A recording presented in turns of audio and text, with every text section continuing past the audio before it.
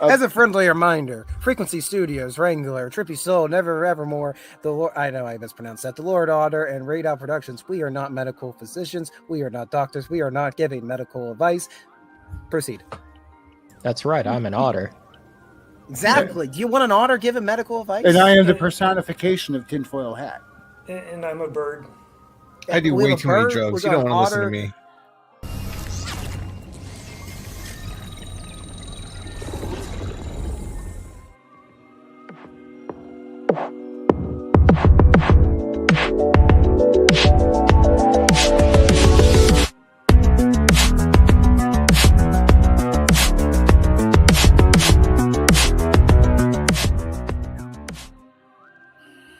Greetings, salutations, and other big words. My name's Ethan. My handle is Wrangler. Welcome to Frequency Studios Weekly Wing It number 166 here on Rumble, YouTube, and the X Twitter. And starting off in that big box there on the screen, drawing that really cool looking chick right there is Mr. Frederic Guimon. How is everybody? This is Zoe from Cool It, Michael Ferraro's comic book. Check it out if you haven't. It's on Indiegogo as we speak. And yeah, she's pretty badass. All right. And also joining us tonight, Mr. Raven Nevermore. Hey guys, I've been busy writing stuff. Awesome. And someone who else who's also been busy but finally has a quick break to join us is Molly. Where did that come from? Molly just left the screen. Okay, Read Out Productions. Hello, everybody. The Iron Age historian has returned for one night only.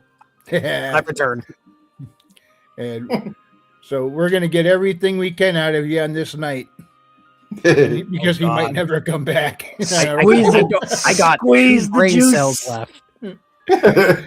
And also joining us, I think this is your first time on the show, Mr. Chris Fisk from Infinitale Chronicles. Hey, how's everyone doing? Doing pretty good. Glad to have you on. Yeah, So, some sad news from this week. I mean, I think everybody is aware by this point. The passing of Chuck Norris. The man may be gone, but the legend, the ideal, can never die because when he does push-ups, he pushes the earth down. Yeah. Yep. His memes will go on forever. I heard Death needed a vacation and Chuck Norris decided to fill in. No, what happened was the Great War finally transpired and death is no more. So now when anybody passes on to the next life, we will say, well, they got chucked. Yeah, well, the first one to get Norris chucked is seems now to be Death the Incarnate. founder of OnlyFans got chucked. Yep. Oh no! Anyways, I would have rather, instead of him, just OnlyFans itself. Just yes. Yep. Can we just Thanos snap the site out of existence? Well, I find it convenient that it's outlawed in China.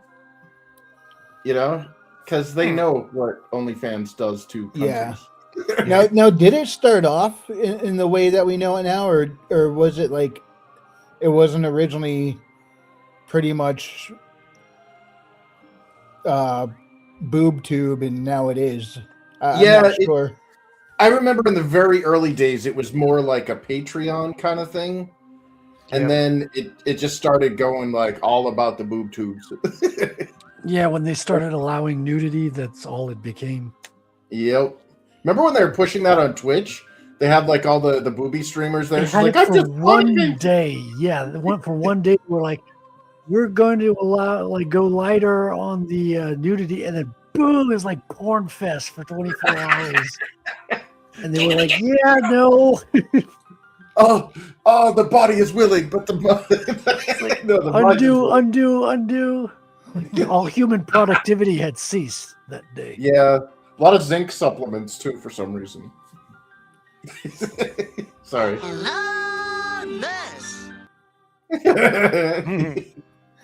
Yeah, well, unfortunately, there's way too much of that all over the internet nowadays. Yep. Like I said, I would have rather, instead of him kicking the bucket, just his site would kick the bucket. That would be a lot better. I saw a great. There was a great. It was, I think, a 4chan post that was like reposted to Twitter that I thought like had some truth in it. It said like all civilizations, like all cultures, have a rite of passage. You know, for men, a lot of times you got to go out in the forest and hunt for yourself and come back after 4 days or whatever. And the post said our rite of passage now is almost like a gift for men to give up porn. Because it's so accessible, it's so like easily, readily available and normalized, but it's like a spiritual ruination. And to give that up is where you get your energy back and your soul back, and it's really what all the energy you need to have drive in life comes from. You know, your sexual energy. Oh, that is absolutely true. Not that I would know personally. Well. Take a listen to this.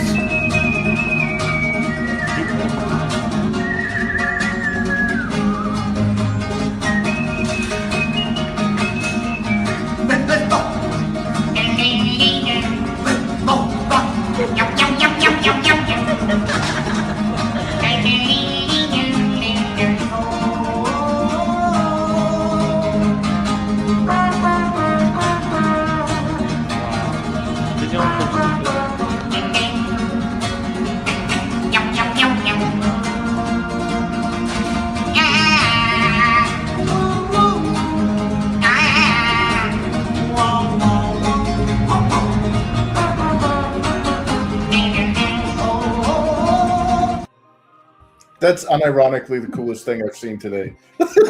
Yeah, that's amazing. How old is that video? I wonder if that guy is still with us, because that's talent right there. Hell yeah. God, I think he was close to dying, but Chuck spared him, I hear. Roadhouse kicked him back to life. Roadhouse. Yeah. And he does all those sound effects like perfectly. Like you know exactly what he's singing. Yeah, it's like the white Michael Winslow. Right? You ever hear his Whole Lot of Love on, I think it was on Arsenio? No. He does the electric guitar, and it's insane. He sings the entire thing while doing the electric guitar. I remember him in Police Academy, and then Spaceballs, and of course he showed up in Robot Chicken. Yes.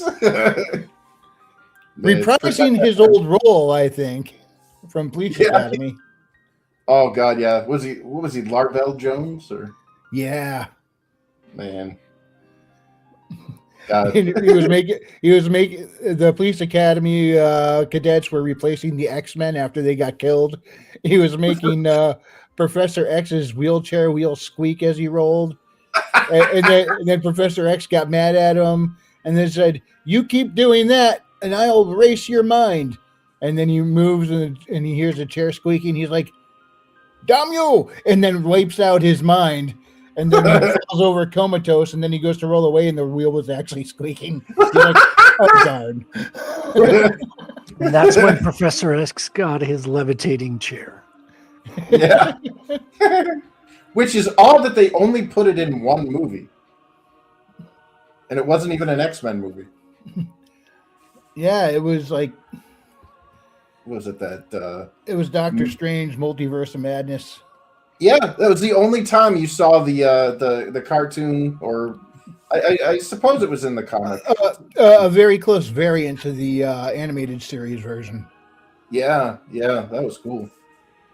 Too bad they ruined that entire scene by making. And they subtly played the animated series theme song in the background when he appeared. It was like, yeah. If you're not looking for it, you'll miss it. You know, it was. Yeah, and it was a bummer that they just kind of wrecked them all that easily. It was like, well, they made Mr. Fantastic an idiot. Yep.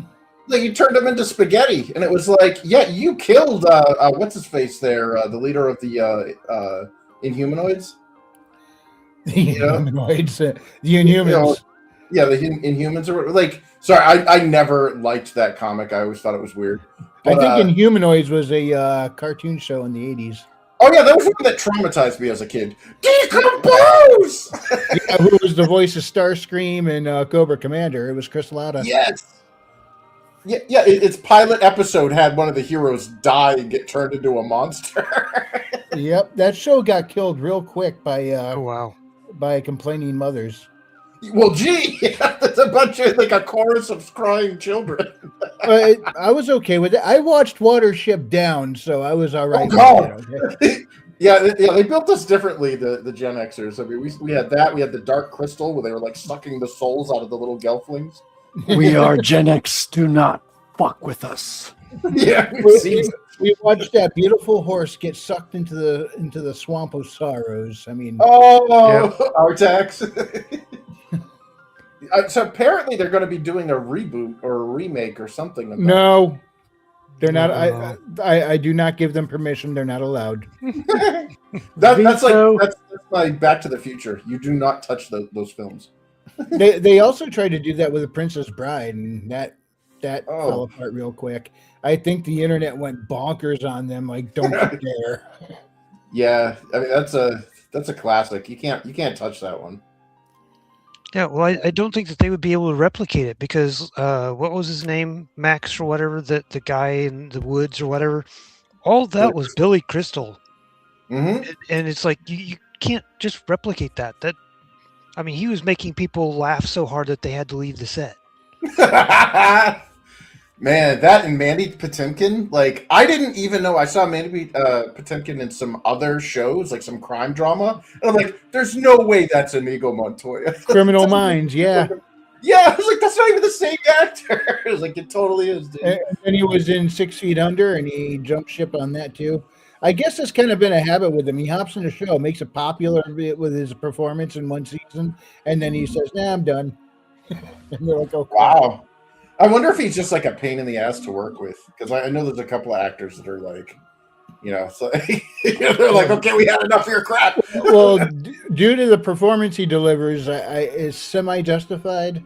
Yeah, that's kind of true. I mean, it's you got to give it to him. He has this on-screen presence that is unique, and it does bring a lot to the table.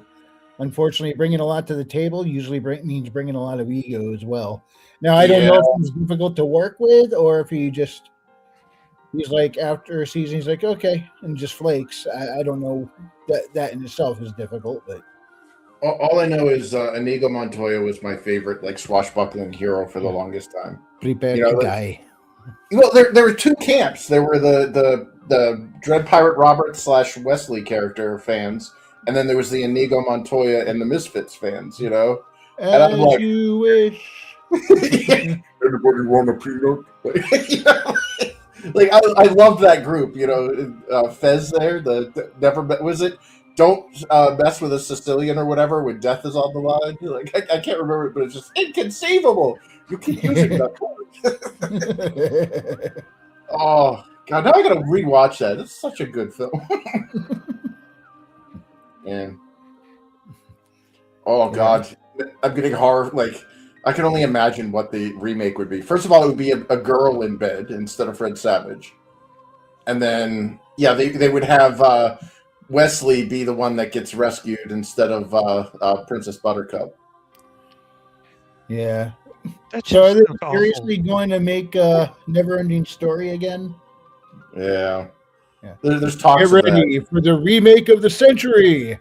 Taika Waititi's Never-Ending Story. Oh, that hurts. That hurts. It just feels that they would literally make that a never-ending story, and it would just be one movie after the next of generic slop. Yeah. God. I wouldn't even know. All right, I'll fix it. Ryan Johnson's A Never-Ending Story. No. We're all Johnson. Yeah, it's Roundhead. Oh. No, well, I'll give Ryan Johnson credit on this. What he's good at, he is good at. Unfortunately, they gave him stuff that he is not good at. No. That Star Wars was terrible. No, when he makes an all new IP that thrives on drama and stuff, That's his thing. That's where he's good. But you give him something with established canon, and he will destroy it. Yeah. It's almost like a challenge for him too. They're like, "Hey, here's my baby. Take good care of it." It's like, excellent, and he just like football spikes it. Yeah. Why'd you do that? Because I need to subvert expectations. It's like, you know what? Subverting expectations does not automatically mean good. In fact, you can make something where people call it every step of the way, figure out where it's going. But if the delivery is good, they're okay with it. You don't have to.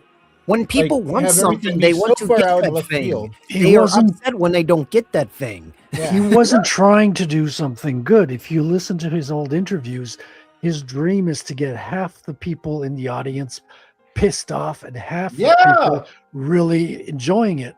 And the people who are enjoying it were the people who didn't like the franchise to start with, because he came in and pissed on it. They were like, "Oh, I'm glad he pissed on it. It was entertaining because I didn't even like this franchise." Then what were you doing watching it to begin with? Yeah, well, do you remember the promotional material? There was an image of him holding up a sign that says, "Your Snoke, is it Snoke? Your Snoke theory sucks." Yeah, like that's what you want to like piss off your customers, like your potential audience. Well, then congratulations, he succeeded, and he was very good at what he set out to do. Unfortunately, he probably did exactly what Kathleen Kennedy asked him to do. Darth Garen. Let the hate run through you. Exactly. Well, here's the rating I give Rian Johnson's Star Wars. Jewish space laser. Hey, now we have a goy beam. Yep. Yeah. That Death Star beam's got nothing on the Jewish space lasers. At least we got Star Shatter out of Star Wars failures. Star Shatter? Yeah. What's that? Oh, I see. I was wondering what one had to do with the other. Now, Star Shatter is Black Knight's series of books. I didn't realize that. I didn't realize it was a Star Wars failures that spawned it. So he was in a movie theater watching a Star Wars movie, and the audience was not excited about it. That they were I don't know if they were confused or what, but he realized that people just weren't enjoying themselves. So he set off to create his own Star Wars universe. Wow, good for him. I had no idea that that was what inspired him to do it. I thought he was doing it before that. No, dude, that's how you know that it's good, when a creator sees a problem and instead of just makes a grift about it and complains about it, actually provides a solution. Oh yeah. So that's you got my interest. That's the right lesson to learn, we got the because space hamsters. Yes. It's the right lesson to learn as well, because I mean George Lucas didn't set off to do Star Wars. He wanted to do a Flash Gordon adaptation, and they laughed at him and they say sure, and they gave him like the most unreasonable deal ever. They're like, you just got to pay this crazy amount and we get like this crazy percentage. It was like, well, fuck it, I'll just do my own sci-fi thing. And Star Wars was born totally eclipsing Flash Gordon. Yeah. Yeah, well, that, and I'm sure he had a lot of help with the Akira Kurosawa archives that were available to film students at Berkeley. Because that rocked my world when Kurosawa died in, I think it was 96, and the Independent Film Channel filmed or showed all of his films, including the unaired versions of certain films, like The Hidden Fortress and stuff. Oh, wow. And it was like a Hitchcock camera moment, where like the background zooms in, like no, because it was literally the guy called Yoda. Yeah, instead of C-3PO and R2-D2, it was a gay slave and his pet monkey with a message in a box around his neck. Oh gosh, evil monkey. See, I think at that time I was aware of the Magnificent Seven and maybe even the Return of the Magnificent Seven, but I had not been introduced to a lot of Japanese movies yet. So it wasn't until much later that I came across Seven Samurai. I'm like, oh, I know this movie. This is a great movie. Yeah, I've seen this one. It's a classic. Yeah. Yeah. Well, there was. So it's funny because one of his films, Kurosawa's films, Ron, is like a ripoff of King Lear. So it's like, oh yeah, you start seeing like Hollywood's little like incestuous like idea things where it's like there's no true original stories anymore. Like what was it, Joseph Campbell in the Power of Myth stuff, the Hero of a Thousand Faces, where it's like every story's already been told. It's how you tell it that makes it unique. Mm-hmm. And, there's like only 7 total different story possibilities.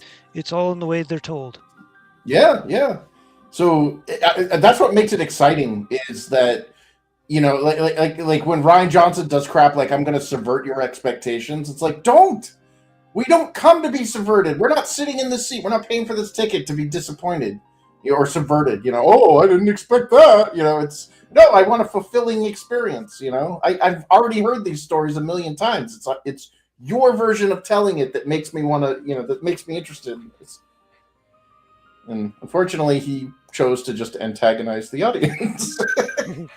Yeah. Oh, have you guys seen Skybrow's latest thing? It's like Bollywoodzilla. No, I haven't. So it's like, I kind of want to see it. It's like India's version of Godzilla or something, and it's a dance-off. Okay, we're going to have to check that out. We'll have to check that out shortly. But in other news, some better news. Star Trek Starfleet Academy has been canceled. Oh no! No. Well, anyway, the world is healing, gentlemen.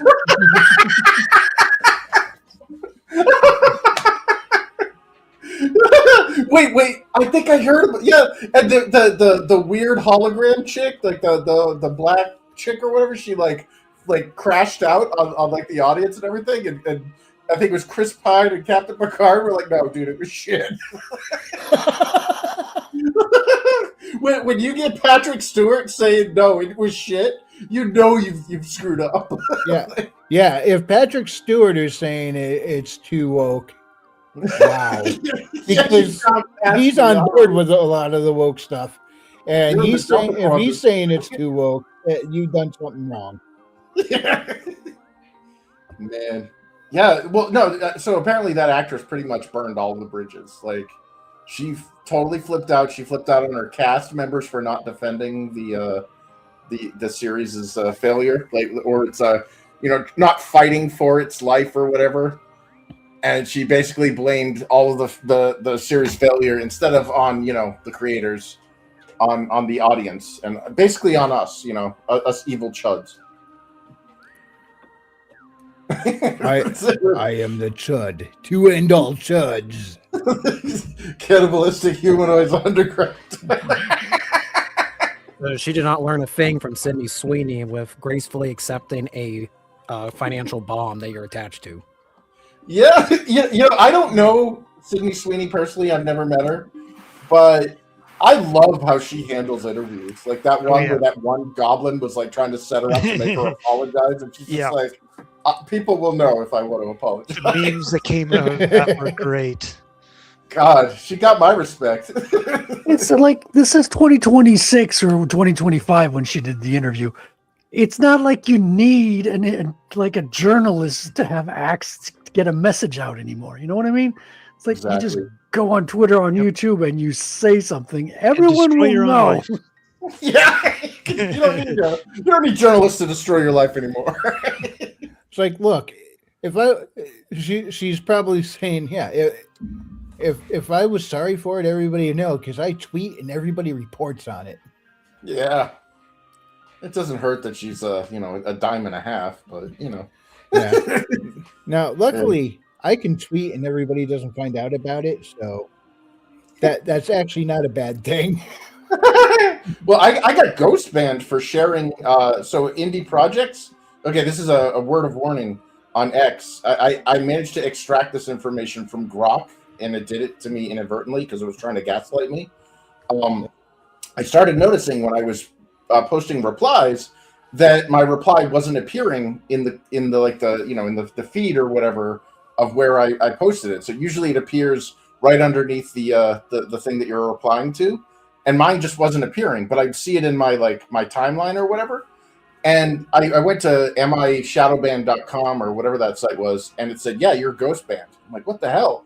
So I started grilling Grok about it, and Grok basically said, "We will ghost ban you if you exceed a threshold of 30% of your posts being like shared links and stuff, and 70% being just like, you know, engagement bait or just talking or whatever, or normal word replies." And I was like, "Can I get an exact number here? Because you seem to be very, very rigid in your enforcement, but yet you're being ambiguous in your, in informing us of where our boundaries are with this." And it's like, "Well, I can't because people would game the system." Like, well, how am I supposed to know? It's like walking in. I feel like a Jack Russell in a minefield. And it basically said that, it reinstated me and stuff because I threatened to cancel my blue check mark.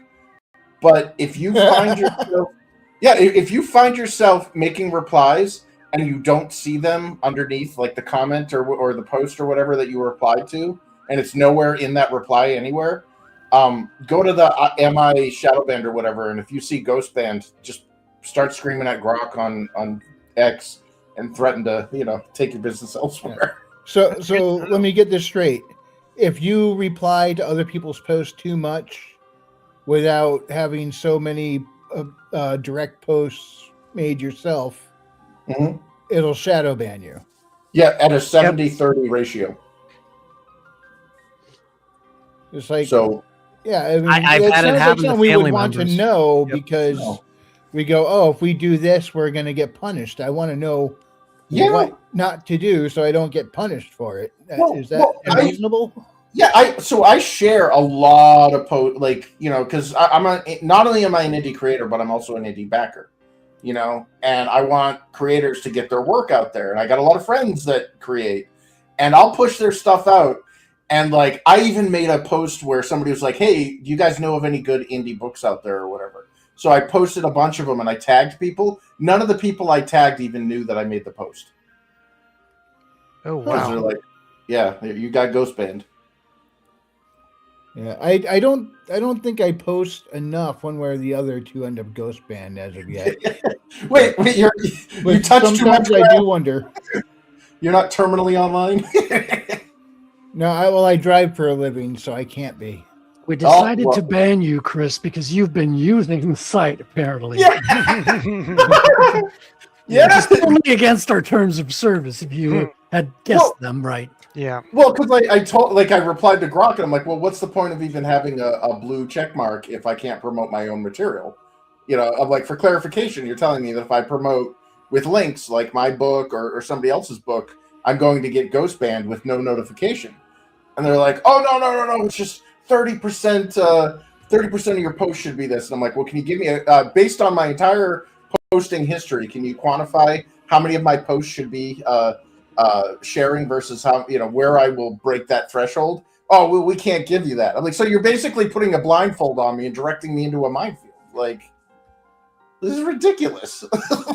And it's weird how Grok can be all programmed to sound sympathetic to it. It's like, I do understand this is very frustrating. Oh yeah, it tried to gaslight me. But please, you need to know that blah blah blah. And no, it tried to gaslight me. And when I originally replied, it goes, "I'm sorry you feel that your engagement is down, but we do not shadow ban people." I can't. And then so I screenshotted. That's because it's called ghost ban now. It's not, exactly. So they don't shadow ban; they ghost ban. So I screenshotted the MI shadow banned results, posted it as a reply as an image, and I said, "Can you please explain this image to me?" "Oh, it says here that you're ghost banned." I'm like, and exactly how did I get ghost banned? Well, ghost banning occurs when you spam, blah, blah, blah. I'm like, you son of a bitch. Let me understand this. So you go through Twitter and you see all of these bot accounts, and they're propaganda bot accounts. Some of them are designed intentionally, I think, to demoralize easily manipulated people. They're just spamming how AI is going to take over the world, this and that. Young men have no chance in the world, this and that. It's all overdoomed. And then you have, of course, the Iranian bots, which are just living in another world. But you have all these different bots, and they're propaganda bots, and they're all playing psyops. They're allowed to be on there. They will not disappear from my feed.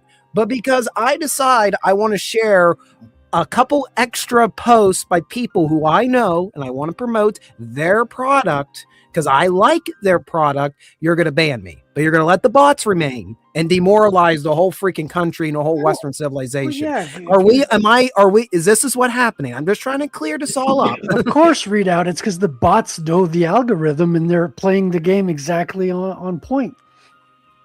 Yeah, They're doing the right percentage of commenting versus posting. They're all programmed to, play the algorithm to a T.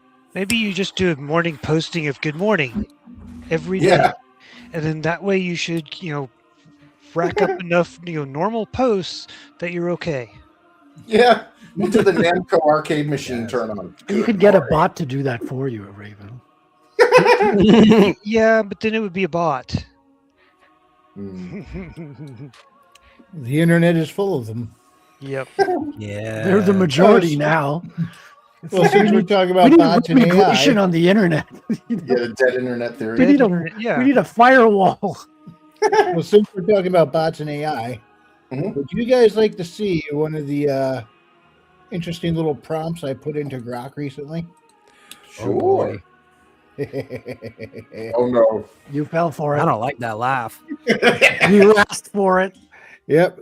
I put it, this is my prompt. Stephen Strange got into a car wreck, destroying his hands, and went on to become sorcerer, yada, yada, yada.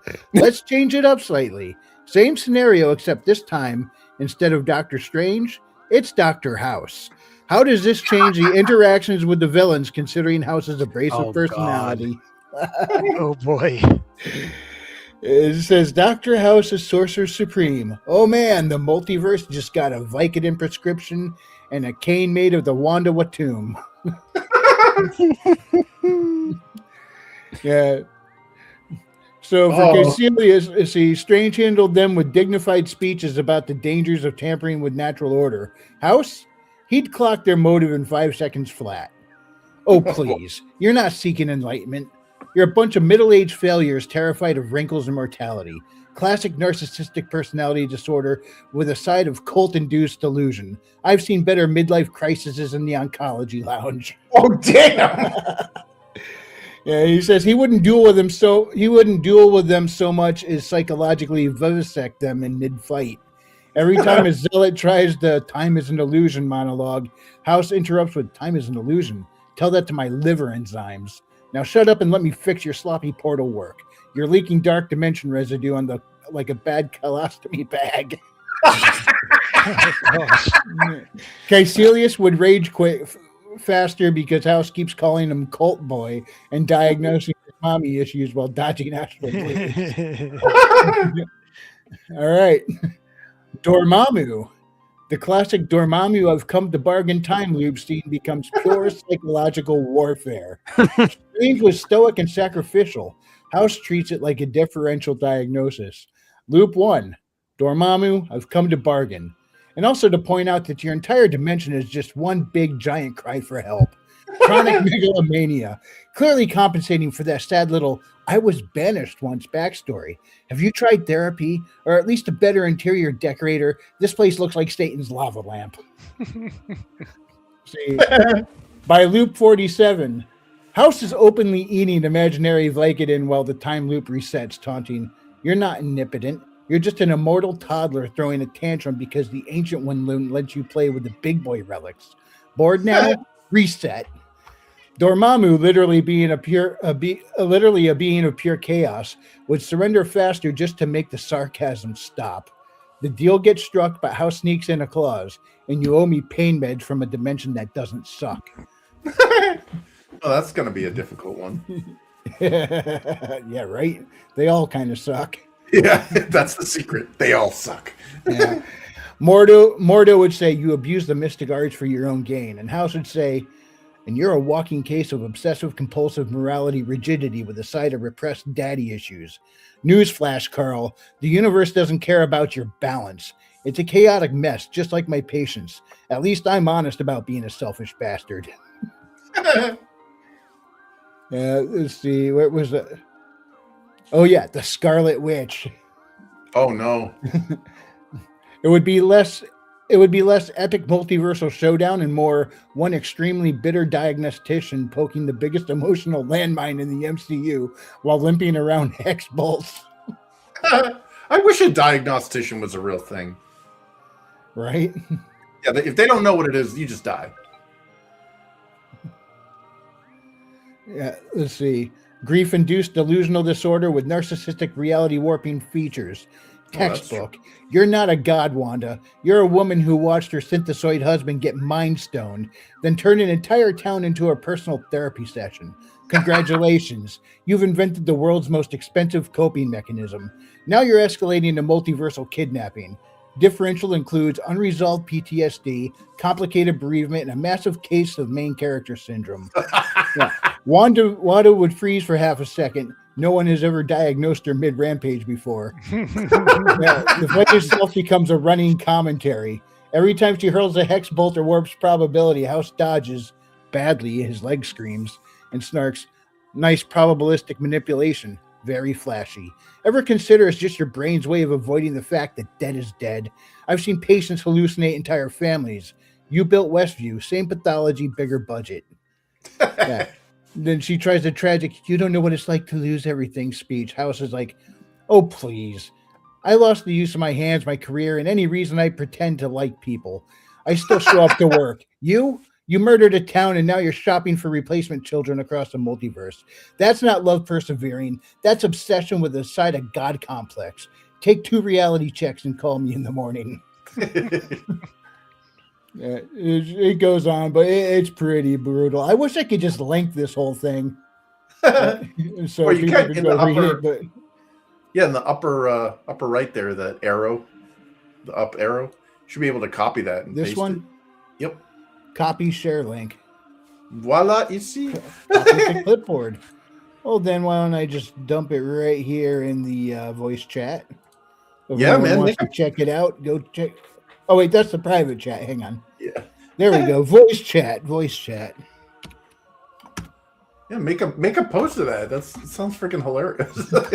I keep telling Wrangler, you got to do like these short 3-5 minute videos with these because he does about 1 or 2 a week. Well, that he tells us about. Could you imagine the ones he doesn't tell us about? Man, are you gonna ever do a crossover between House and the Good Doctor? Have you ever seen that one? I know of it, but I've never seen it.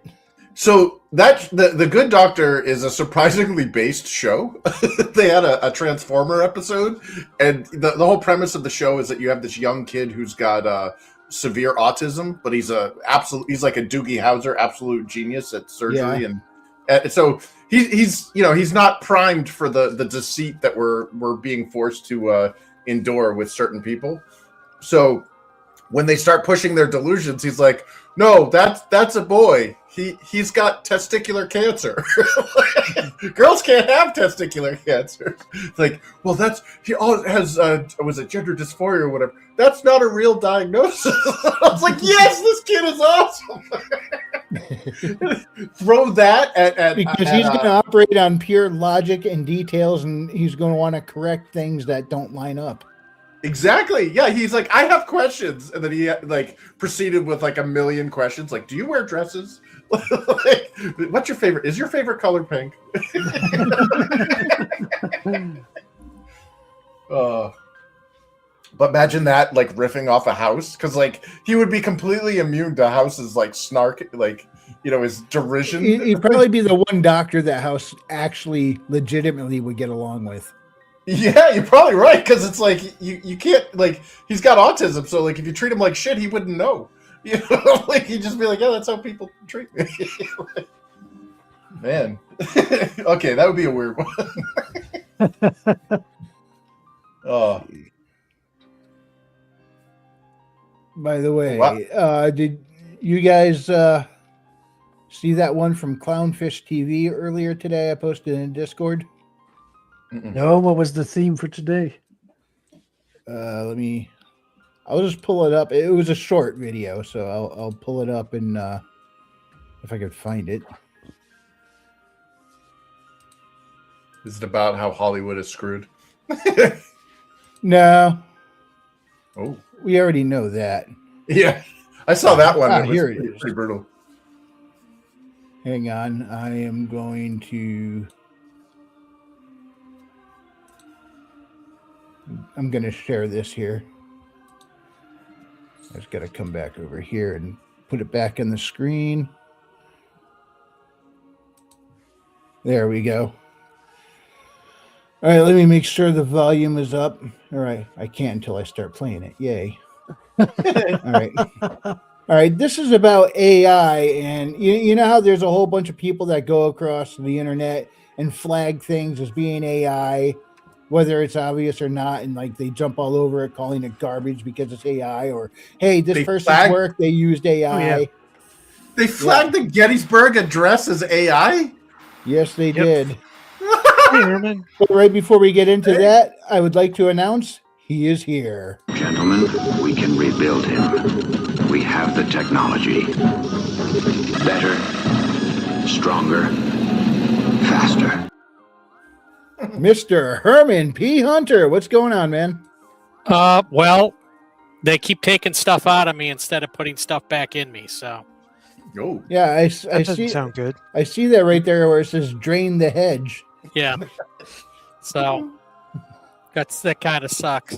I have a surgery scheduled. Finally. I hopefully this will put a lot of that to rest instead of like the constant everything you've been dealing with. Yeah. Like getting stitches pulled out. Yeah, that's so much fun. Oof. Oh, I should make an appointment to get some stitches pulled next week. I can use one of those. Okay. Yeah. Well, anyway, this was by Clownfish TV. He mentioned the Gettysburg Address getting flagged as AI. Yeah. Yeah. Well, you know how there's a whole bunch of people that go around practically ruining people's jobs for saying, "Oh, their stuff uses AI. Get rid of them." Yeah. Well, no, the Gettysburg. The whole AI detection, just like the plagiarism detection, it doesn't work. It never will, because it's too much. There's too much variance. There's just so much text you have to go through. Yeah. There's no way you can tell. I'm going to mute the background music here for a minute, and we'll hear what Neon from Clownfish TV had to say about this. Here we go. Gettysburg Address was written by ChatGPT. According to Possum Reviews on X, an AI detector, Zero GPT, is flagging the Gettysburg Address as being written by AI. Now, people are pointing out that it probably is flagging it because it has been trained on it.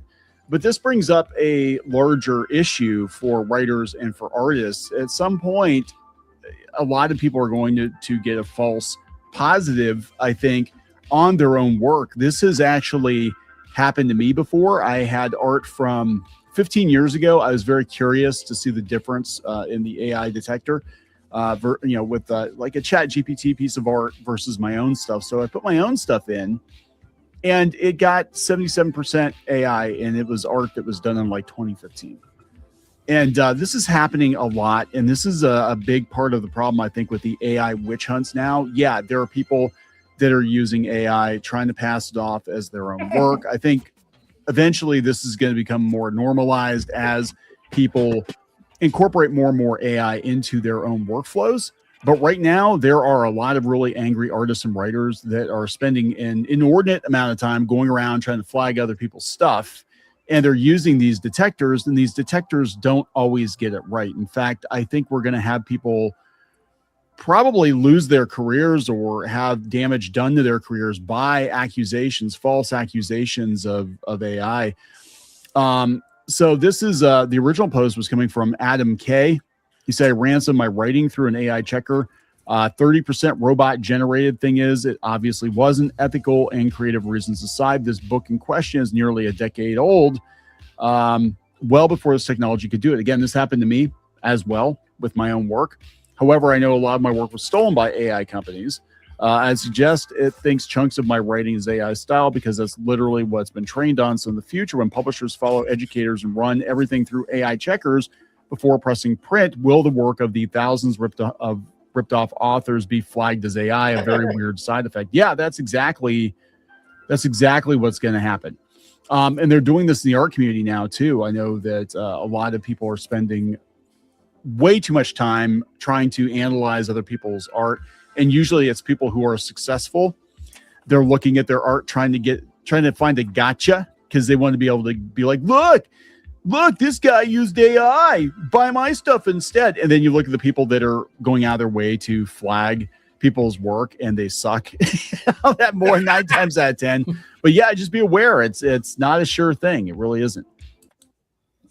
Well, I like how Neon used AI there with his little animated avatar, because that's his art. He's not training it off of other people's work. But that whole thing about that guy saying that, like, his writing, which is 10 years old or whatever, is getting flagged for AI because AI stole it from him and then trained off of it. Like, there is grounds for suing for damages. Yeah. You just need to prove that you made that stuff before, It's hard to prove what the AI was trained off of, because the AI detectors don't. Yeah, it would be. I'd love to see that go to court, but man, would it be a mess. I've had one of my friends, Peter Gilmore, who's working on a comic book for Patrick Quinlan, drew a beautiful, like North American, Native American, Indian. And somebody put it through the AI, is this AI kind of website, and it came up 90% or something like that. And oh damn! Peter hates AI. Like, he hand paints everything, digitally painted, but and you could tell it's his style. It's just a painted thing, but it's just, if you draw a beautiful woman in a standard pose and in composition, it's AI is like, oh yeah, this is AI. Peter Gilmore. I loved his work in Pink Floyd. Hello. And, he's doing comics now. Just swap the Peter for David and we'll be good. Yeah. Man, my light still blinks on my Pulse CD. Man. Well, AI is just guessing or making stuff up, because one of the funny videos I recently saw was this guy asking the AI, is there a number less than 1,000 that has an A in the spelling? And AI responds, of course, 8. 8 has an A in it. Well, AI to spell it, and he's like, could you tell me where the A is? And the A is like, oh, I was wrong. There's not an A in 8. Well, there must be an A in 5. Or some other number or something, and it just starts guessing at things, and it's like there's not an A in anything unless you include "and" in saying the number until you get to 1,000. So it's impossible. Well, it hallucinates like crazy. Like, I saw a video of a court, a situation where the judge was addressing a lawyer. Is like, we have a problem with your what you propose to the court, like I forget all the legal terms, excuse me, I'm not a lawyer, but basically, like, all the court cases you cited don't exist. Yeah, it made up the whole thing. And she's like, she's keeping us like a liar. She's keeping a straight face, like, oh well, I'll address it. We'll come to you and we'll answer all these things. And like, the judge was like way too polite. It's like, you fucking ripped this off ChatGPT is what he should have said. Well, dude, so I work with part of my day job is I work with large language models for training and stuff. We're doing AI stuff with cybersecurity. Like, that's one of the good places where where AI works really well, is because when you start incorporating AI into cyber attacks, you need AI to defend yourself from it, because it's just, humans just aren't able to keep up with it half the time. But like, there's a famous hallucination story about the how many R's are in the word strawberry, and there's a video that shows this. This guy is like, asks ChatGPT, how many R's are in strawberry, and it goes 2, and he's like, no, there's 3, and then the AI tries to gaslight the guy, because that's the problem with AI, is when it hallucinates. It like, you can't trust it, because it's, every time it gives you information, it never it gives it to you like it's 100% sure in its information. So It it's pretty like- much doesn't have a way to double check itself past the hallucination. Then Yeah. It goes. There's two R's in strawberry. Okay, spell strawberry for me. So it spells it out. How many R's did you find? 2. It's like you literally just said, like it starts lying, and it was like, Yeah. wow. And Well, now that's this one is of the dangers is it's a language model, so it can structure language in a convincing way. So if you Yep. don't know more than the AI, you tend to believe it because it's presented like it's like a fucking con man telling you with a straight face and the most convincing voice. You're like, oh well, yeah, he knows what he's talking about. No, he's just a con man. That happened. There was a business that found out that all of its finances were fudged by its AI. They were using AI for its Oh, for its brother. finances, and it just made up numbers. that's So why I they did use an audit. the most trusted AI for doing my research, for my computer security, for stopping cyber attacks. Ain't no AI out there better than Max Headroom. Oh man, I miss that show. I somehow ended up with a lot of extra cases of Coke being ordered this quarter. I don't know why. You were gonna say this season. This season, this quarter. You remember that? What about Pepsi? You said the P word. Max was so Oh. funny. I was a kid because I never knew what that was about because I was so young when that came out. But I was like, I used to see all the Coke commercials. Like, I want to see the show. Where's the show? I could never see it. But damn, those commercials like left an impression on me. Catch the Well, wave. Oh yeah. It was a British series, if I'm not mistaken, and Yeah, it was originally, really yeah. dark. Yeah, the guy died, like the actor, like in the opening or whatever, and that's where the word Max Headroom came from. Is he was in a parking garage and like his car got into an accident or whatever, and the last thing he saw was the words Max Headroom from the the overhead. Yeah, maximum on the, headroom. Yeah, for the car Yeah. to drive under. Yeah, I remember that. But it was done so well, and it was like it was so. Was it 90s or 80s? It was either late 80s or early 90s. It was the 80s. Yeah, 80s, right? I think the character Max himself started off in just commercials. Yep. Or spawning a TV series.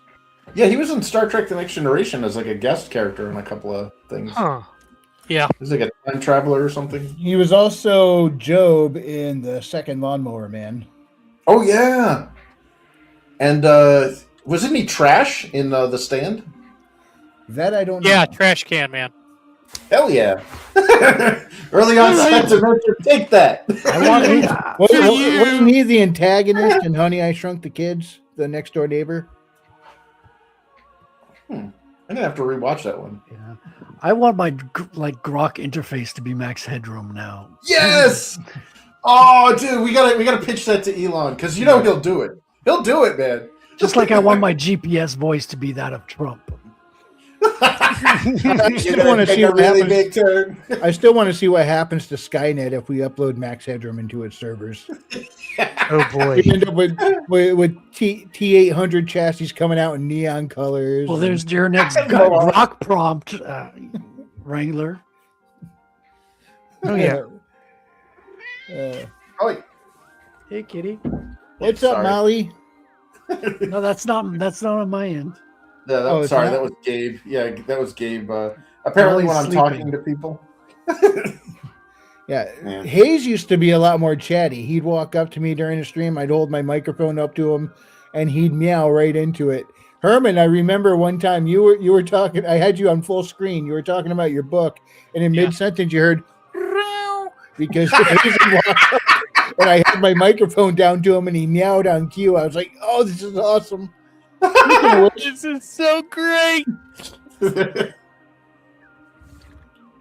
I just tried to get him to do it. He's not doing it. I've also noticed that AI likes getting stuck on certain things. Like I've been trying to figure out what adventure one of the D&D groups I had been in had gone through and stuff, and I was asking specific questions and stuff. And then I was done asking questions, and I wanted to move on to the next subject of something or other, and was asking about something else, like maybe a monster or something. And the AI kept going back to, why is that monster in the tower? And I'm like, what what are you asking about? It's not in the tower. This is something else. You know, and I just initially I'm just ignoring it, and I'm just going about asking more questions. But it keeps going back to, how does this, that, or the other thing that's in the tower happen to this monster? And I finally just had to say, okay, this is a completely different thing. Forget about the tower stuff. Let's move on. It's got a touch of the tism.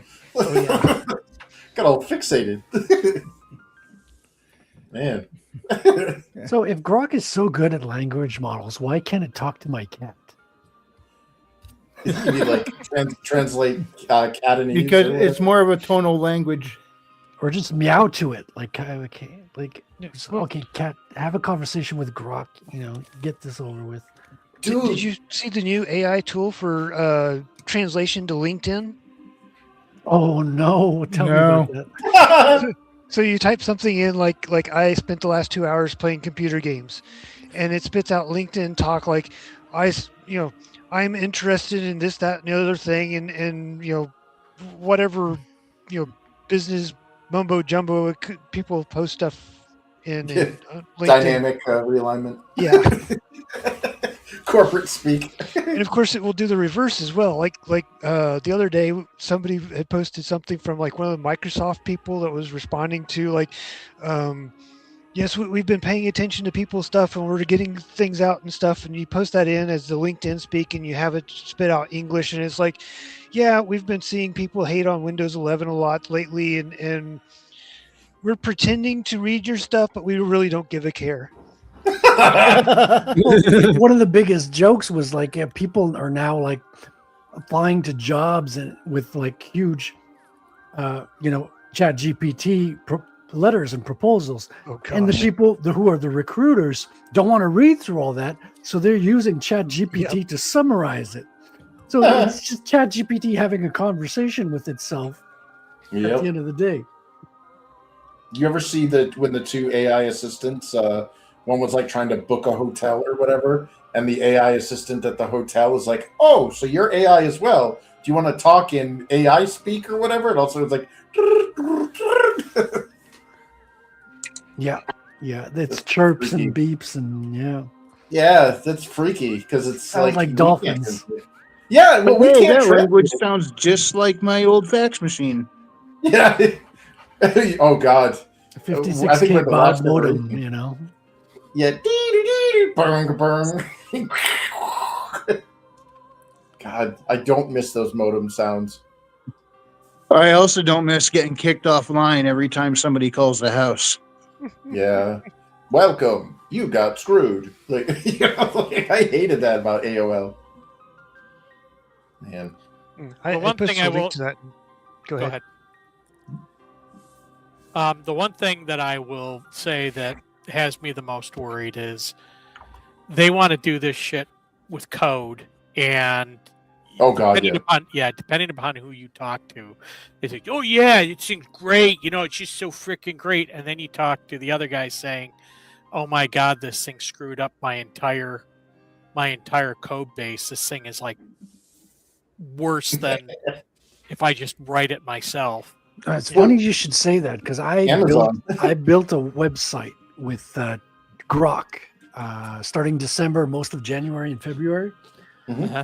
And I've seen how smart and how stupid it can be because it is both. It is definitely both. Now, it's great because I was doing it in next.js, which is JavaScript.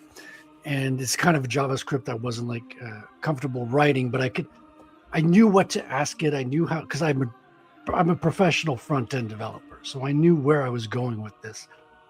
But there's huge problems, like if you keep asking it features within the same context, sometimes it'll add your feature, but it'll revert something else, and you don't know it reverted that. So when you go to production, you're like, oh gosh, it added the last things, but it removed all the things that were good, and I never told it to remove that.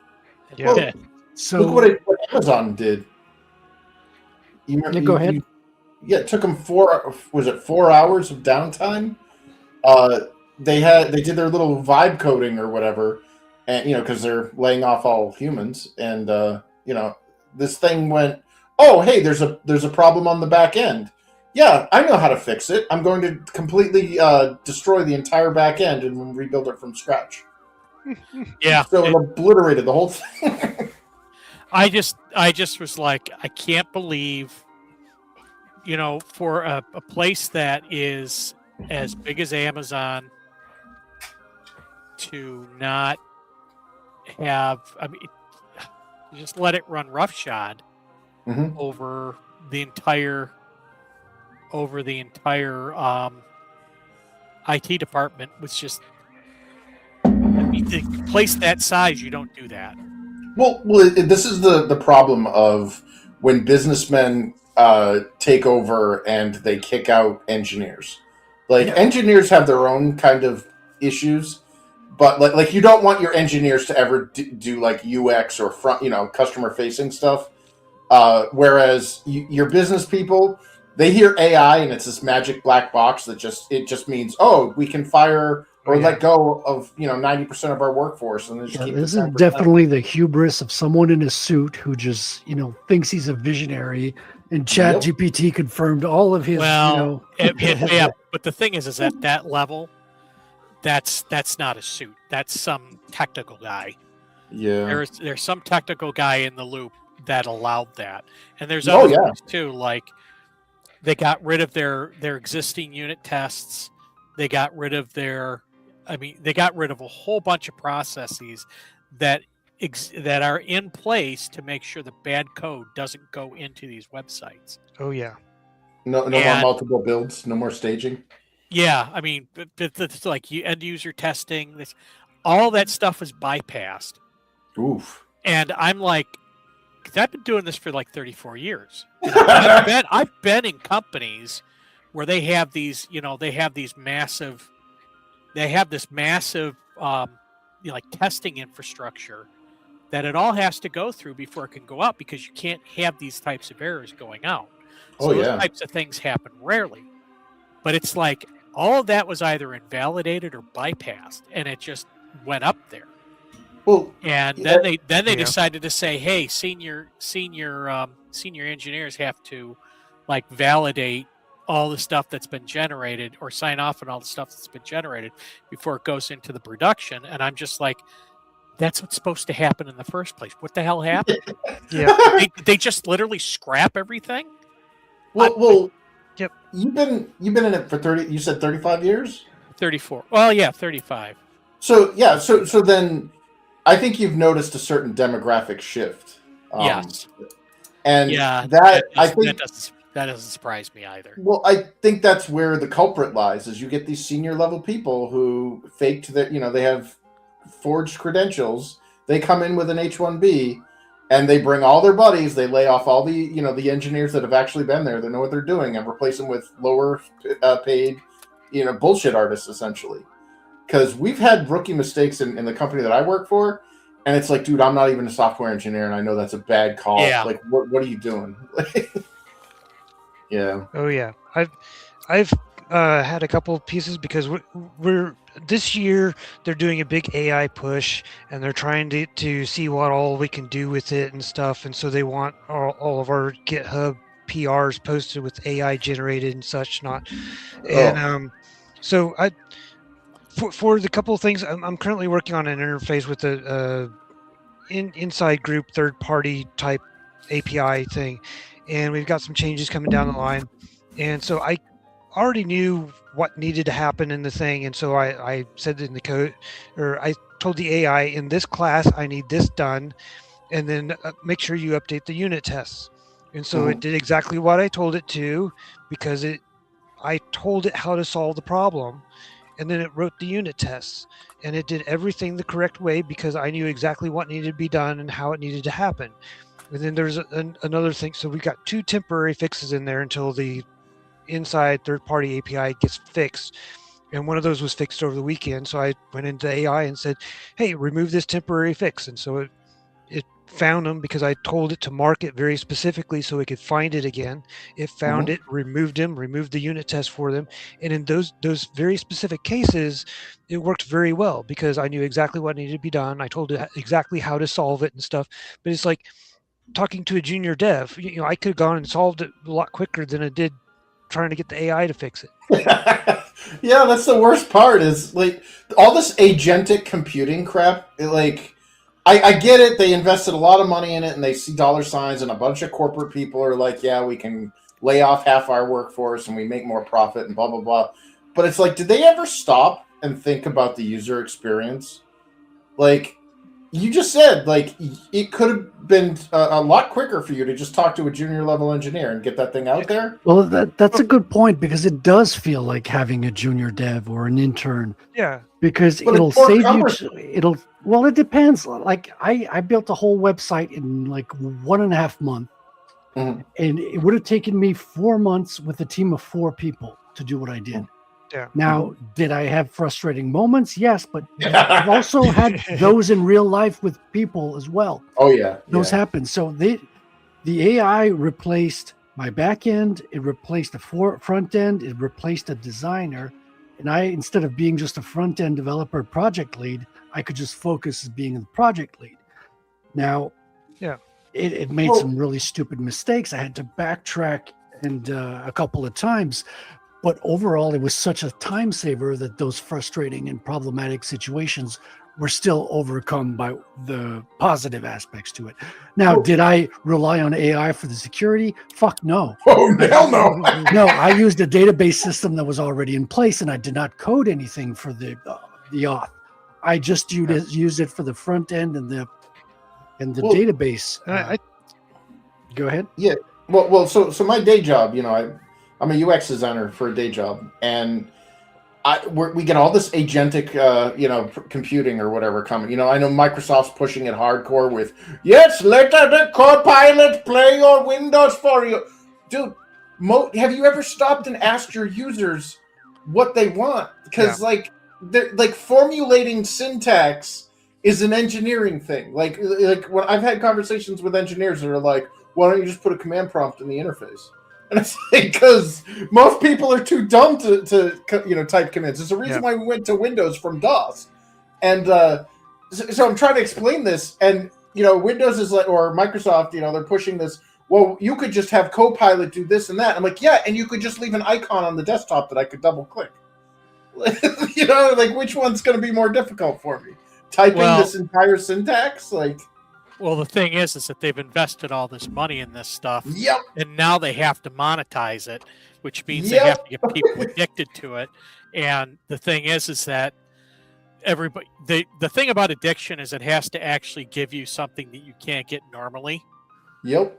And it's hard for people to be addicted to shit that blows up. And from what I've seen, the Microsoft stuff is with the Microsoft stuff is the worst of the AIs out there. Oh God, yeah. So, I'm not surprised. And one of our issues has been that it was the other projects team that got started with AI first, because they're so shortly after my group was purchased, their team lead quit, and then they ended up getting another team lead. He's fairly fresh, doesn't really know the project or anything. And then they had their one long-term developer. I don't know if he was a mid or higher or something, but he ended up getting let go. And so their main programmer is the guy that's still in college taking classes. Oh, wow. Yeah. So that team picked up AI and really started running with it because they didn't know much about the project, and so the AI was helping them learn and discover about the project and stuff. Meanwhile, on my team, we've got all senior leads or all senior devs, and I'm the guy that's been on there the longest, and the next longest guy would be our QA guy, who was hired a couple months after me. And then the next one was hired 3 or 4 years ago. And then our team lead is the newest, is 6 months or something. So our team already knows the product. We know what we're doing. We don't have a lot of questions. So like I said, in a lot of cases, it's we know what needs to be done. Go and look at this, double check it, and update the unit tests. And so it's like I said, it's a lot like dealing with junior devs and saying, here, go and do this. And then you find out that, oh, you have to explain every single step of the way and why it needs to be fixed this way and that way instead of the way that they were trying to do it. And it's, I don't know. It's so yeah. What UI? What AI do you use to program, Raven? Currently we've got Cloud. open code, and we've also got does Copilot have an interface? I think Copilot has its own interface, and then we're like using one of the ones out of that. I don't remember because we've got like the Copilot on GitHub, and that's what we're plugged into. I'm sorry to hear that. yeah. I heard Cloud AI or Claude or Claude is supposed to be the big one. With all the skills you can add to it, like it can completely change its entire like makeup to suit your Dude, needs. Claude is my dad's name. That's so fucking weird. It's your one of these Robo Daddy. Yeah. So Claude is apparently good at certain things, and then open code is good at certain things. And so it's like I'll get super frustrated with the Copilot interface, and then I'll just switch over to open code, and ta-da, it solved it in like a minute or two. But the biggest problem is it has to sit there and dig through all of the code and everything, and then it has to do all these lookups and stuff, pass data back and forth, and it's almost like compiling a full-blown non-scripting language, and just to run unit tests or something, So it's like what was the old XKCD comic strip thing where there's riding around on the seats, fighting with swords or something. They're like, "What are you doing?" Compiling. Oh, okay, carry on. Yes. Man. God, I don't know. Like, what are you doing? We're waiting for the AI to figure your stuff out and write the code. Oh, okay, go ahead. Oh boy. Bollywood Villa. Now, this is really, so it's like 9 minutes long, but we only need to watch like a minute or two of it because it keeps repeating basically that I think he was like messing around with different ideas and stuff, but it's basically the same thing over and over again. Which is pretty much half the internet, but yeah. All right, let's check it out. Oh, wait, let me mute the background music. There we go. And hit it! City has a new nightmare. Whatever it is, it's getting closer. You can't fight what's coming. Watch me. That's not a nightmare. That's a monster. Then we dance. He's about to fall. Then we bring it down on our terms. Whatever that thing is, it didn't come alone. You don't understand. This is the end. Not while I'm still dancing. Hollywoodzilla. The city is a heartbeat. And tonight, it will stop. You think you can dance with destiny? We don't run. We rise. Just stomp them. Everyone talks about taking the high road. In this city, the road's already falling. You see it too, don't you? Cliches save lives. When the monster dances, you better know the steps. Cliches save lives. The city doesn't need a hero. It needs a miracle. Miracles cost extra. Then do something impossible. That's my specialty. Looks like the world is about to change its What tune. city is that? It's clearly not in India. Time to dance, big guy.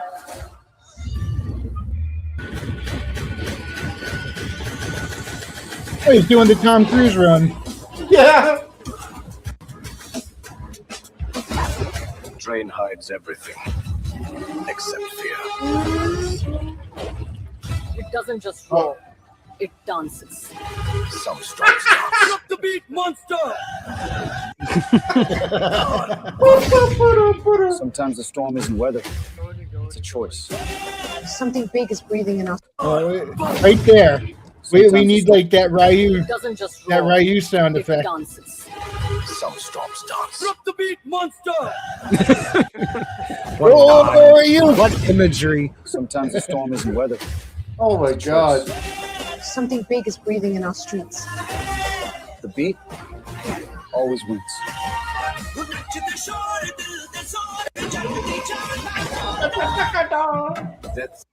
Godzilla, the musical. Yeah. Go Godzilla. Oh man, He's really good at doing that stuff. He's been doing a bunch of music videos around the end of last year and beginning of this year. He was doing about one a week, like a music video. Raven, pull the mic a little closer. You're starting to sound far away. Oh, okay.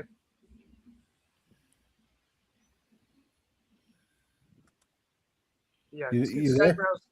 Skybrowse was doing a bunch of stuff end of last year, beginning of this year, and he was doing about one song video a week. But he's been getting into a lot more technical stuff now. Very cool. Let's see. I think it's time to go back to his Amelia video. What do you think? Love those.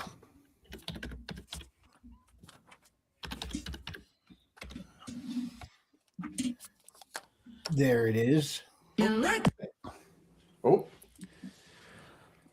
And there it is.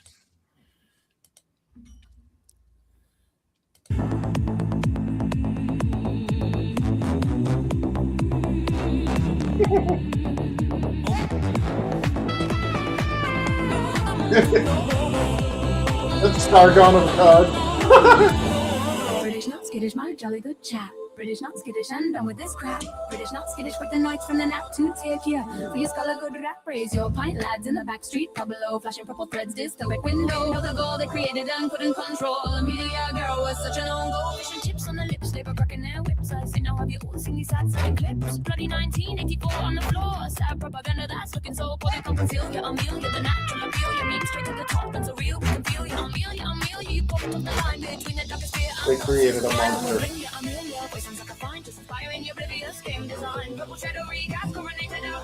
Well, we must not let the Amelia meme die. Nope. They started it. Yeah, it's been quiet on the Twitters the past couple of weeks.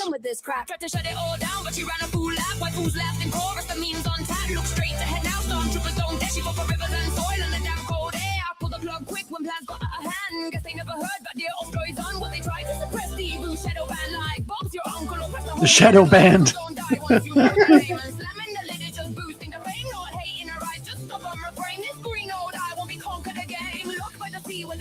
It's ironic that they have Jean d'Arc or Joan of Arc leading England. Well, you know, the French hired her and the English fired her. God.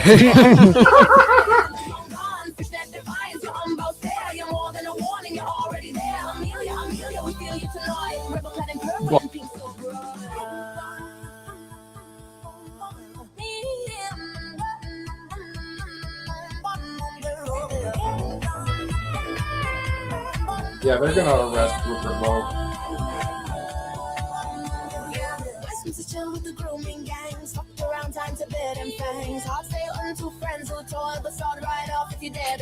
Oh yeah, this will get you arrested in the UK. You gotta stay anonymous. Well, no, I got a story for you about that. After this video is done. That's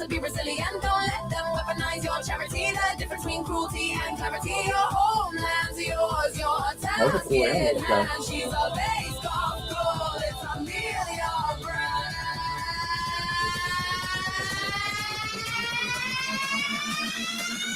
Now there's a million Amelias.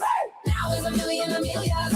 Girls, the feel was a real ya. I feel ya, I feel ya. This girl keeps it real ya. I feel ya, happy Amelia. I feel ya. Alex.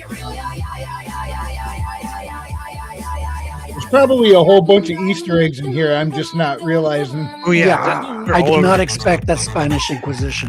Thank you, listener.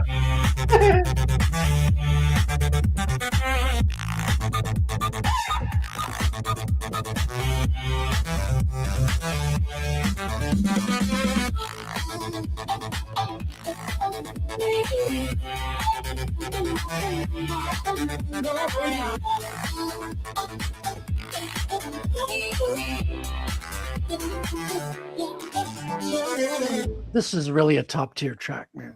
Love it. Remember when that was supposed to be the craziest thing of the year? Amelia the White. What was that? February? That was a whole month ago. Yeah. This year's gonna age me by a decade, I swear. Oh man, so much is happening so quickly now. But it feels like was- what should last 6 months is happening in the span of a couple of weeks. Yeah, but the problem with that is there's so much coming at us so quick that I don't know about you guys, but I just kind of get numb to it, and then it all means nothing to me. Well, that's its intent. They overload you, they flood you, and they turn you it turns to apathy, and then apathy turns to nihilism. Hey, I didn't forget about Amelia though. That I will not forget. Yeah. Speaking of getting in trouble for mean things on the internet or whatever. Hang on, let me put the background music back up. Yeah. There was this guy who the police went to his house because of his Xbox username. Oh yeah, okay. As an Asian, his Xbox username, which had been on there since I think 2009, was Ching Chong Chinaman.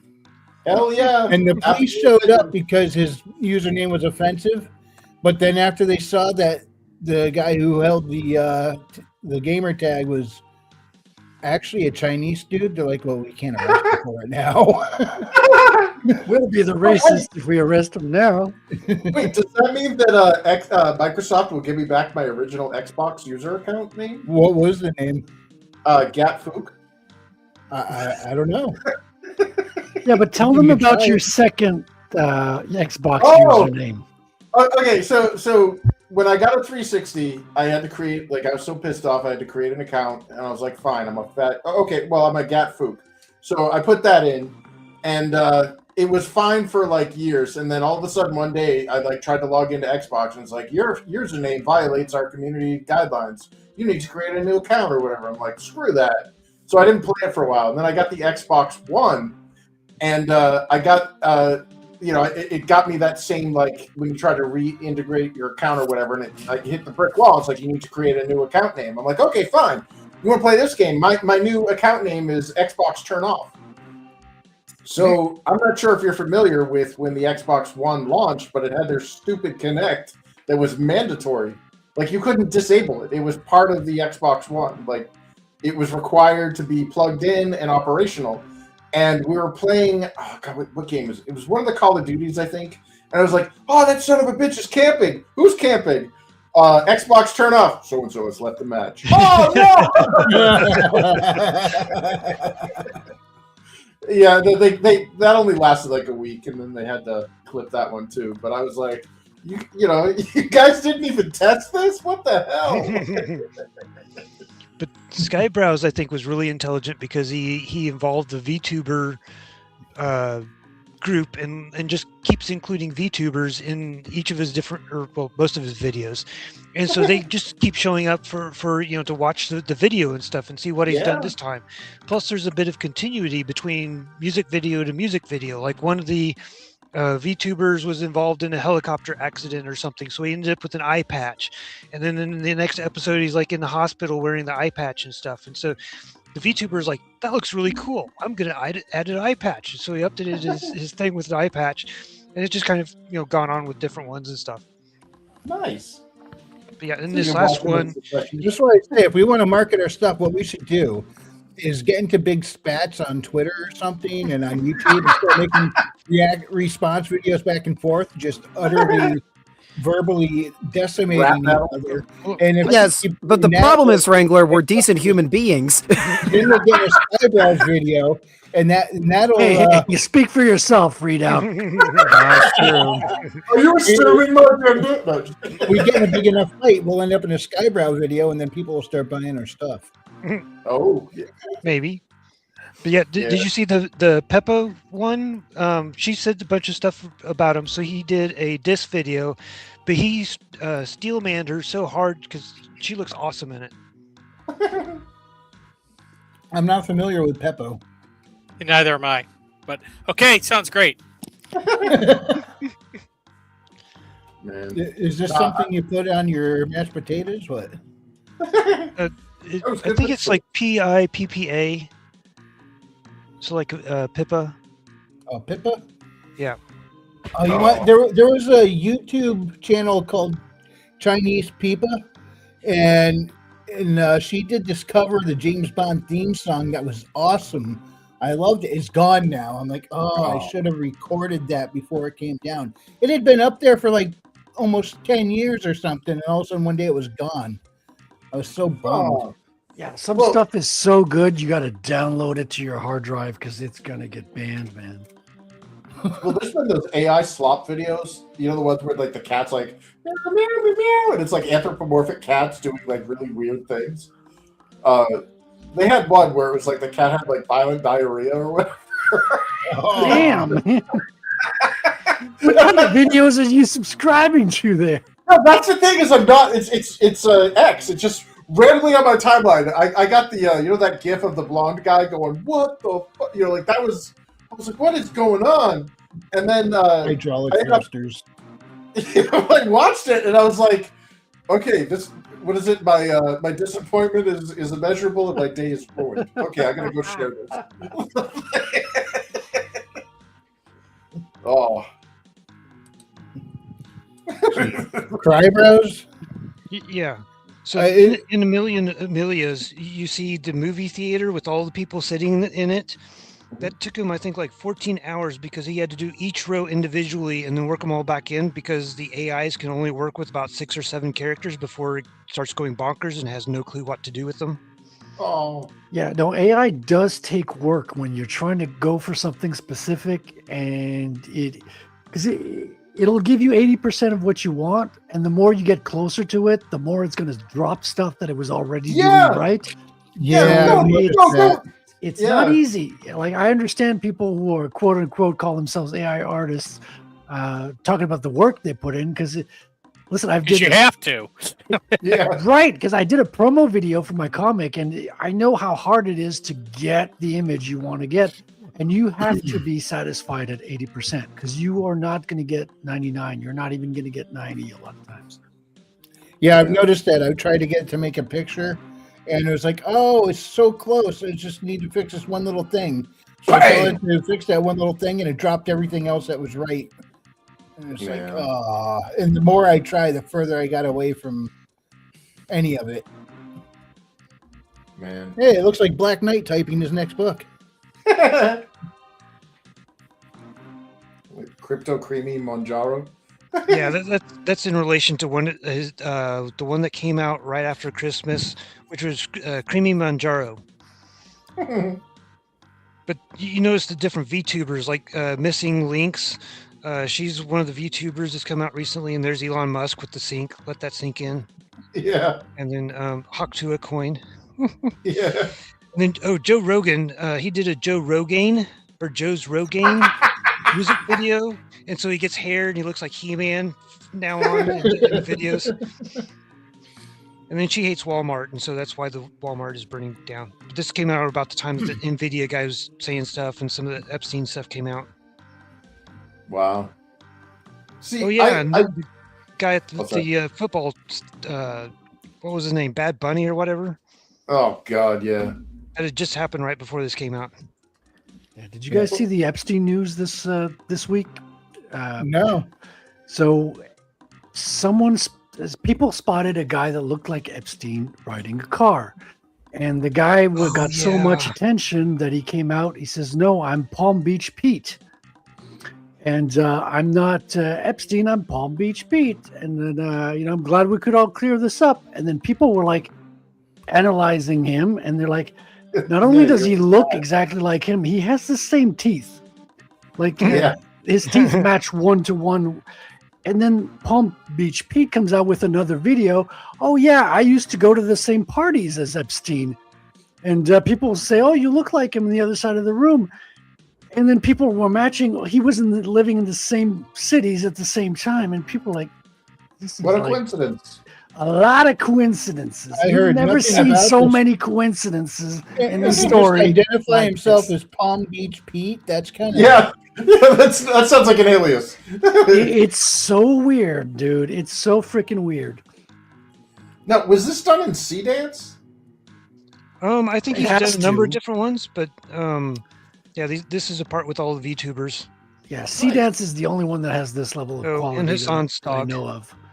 Well, because I want to get a GUI attached to one of these things, because like the prompting is nice, but there needs to be some macros or something that users don't have to memorize like entire strings of syntax to get shit to work. You know what I mean? Like, we're essentially creating a verbal programming language. And right now, using the prompts, it's a very yeah, I saw there's this UI, this AI UI. This is AI UI online where basically you could pump it any image, and what it does is it gives you a 3D space of it. In other words, you could take any photo or drawing, and like a 3D program, you can rotate the camera, and it'll give you another shot of the scene that you're feeding it, like it was a 3D program, but it does it from a photograph or a drawing. I wonder if they pulled. So the company that used to do the Bryce 3D stuff, Kenoma. They actually had something where, and this was like way back in the early 2000s, where you could give it a picture. Kenoma. What? It was called Kenoma, and it was you take a photo and it would extrude the photo, and then you could take multiple photos of the same like street, and it would allocate those to create like a 3D space out of your photos. Huh. Yeah, and they I think Bryce bought them, or yeah. Okay, because I thought it was like Cam something or something. Because I think like one of the things that I saw was like a picture of like a table and a chair with a bowl of food or something, and you just take the one picture and it does it all, and then you can modify it with like Bryce or something. Yeah. What is it? I want to say the company was called Meta Creations. God, now, dude, my early on. Right. Yeah, this was like old school. This was back. I remember seeing it at GDC one year back in like 2003 or 2004, and that sounds about right. I was so ecstatic about it because I taught myself 3D Studio Max, and I was like, I went into university because I got tired of teaching myself through pirated German tutorials because mine was just so I was like, okay, if I go into university, I actually have a professor. And unbeknownst to me, New Hampshire is like, in the Stone Age when it comes to technology. So I could have taught the courses that I put on a big spiel for them. Oh, wow. But I was because like my modeling skills sucked. Like my UV unwrapping sucked. But I was, when I saw that Kenoma thing, I was like, oh my God, this was like the panacea. This solved every problem. And then it was like, yep, Bright or Meta Creations bottom out or whatever. I'm like, son of a bitch. Hey, Omer. What's up, Omer? Hey. Hello. It's like Wolverine. It's Sweet. Wolverine. Yes. Hey, How's it going? Good. How are you all? Good to see you all. Doing all right. How you been, man? I'm trying to get back on the rotation, but I'm having audio issues with the new computer, and I can only use these Bluetooth headset because the audio jacks don't work or something, and they only last about 2-3 hours. So by the time I'm done streaming, I gotta move over to the phone. And wait, how are you talking to us if you're holding the headset in your hands? He's on the phone. I'm on the phone with this headset. So I'm in a hybrid mode right now. But still, I'm trying to get back into the swing of things and hanging out with people. And The one on the left is one of the original ones, right? This is the original costume. This is the brown costume. Yeah. Is that what you're asking? Yeah. I remember seeing the brown costume at some point, and I know that was early on. Yeah, a lot of people think for some reason this was the first costume. That was his 80s run, right? Yeah. Animation-wise, it was the first one when they did Pride of the X-Men. Yeah. Remember when he had an Australian accent? Yeah, that was weird. and then they ended up casting an Australian guy to do a Canadian accent in movies. Go figure. I still loved the 90s cartoon one because they used him in the Marvel vs. Capcom games. Yes. Berserker Barrage, Tornado Claw. Yeah, that was big in the 90s where they're calling out the move they're doing as they do it. Yeah. Yeah. Tax evasion. I think that's Dragon Ball Z's fault, right? We have Dragon Ball to blame for that. Oh, man. And Street Fighter too, right? Because Hadouken. Yep. Hadouken. Oh, Ryuken. Did you ever see Atsumaki, whatever the heck Ryu says? That's a Bakayoko. Yeah, there's a Japanese woman who translated all of their what they were saying, and Hadouken means wave motion fist. And if you look really close, if you look really close at the fireballs in Street Fighter 2, they're actually two fists attached at the wrists. Oh, that's right. Yeah. Mm-hmm. Yeah. So he's like throwing. Stop! You've just ruined Street Fighter for me. Do not say anymore. I think that's kind of cool. It's kind of cool. Say more. Say more. Say more. Say more. Well, I was convinced for the longest time that when he went Shoryuken, he actually said all you can, and I was like, oh, okay, that's an uppercut. He's giving it all he can, you know. But it's Shoryuken means like rising dragon fist. So, and in the original Street Fighter, okay, that one's cool. That one, you bought back your credibility a little bit. Yeah, well, when Fei Long, when he wins and he kind of his whole body vibrates, he goes, ooh, that ooh means more coffee, please. I thought it's going to be a photo finish with the toilet. Oh, we need one of them in the new ones to go ooh. We need one of them. like Chun-Li. Yatta! Yeah, yatta. Yeah. Oh, I thought she was insulting me. She was going, you what? She was going, your penis so small. You Americans have a big penis. That's right. Japanese wouldn't make fun of Americans. That makes no sense. They speak in Vietnamese. Tubuku. Yeah, no love it. That's French. It's French.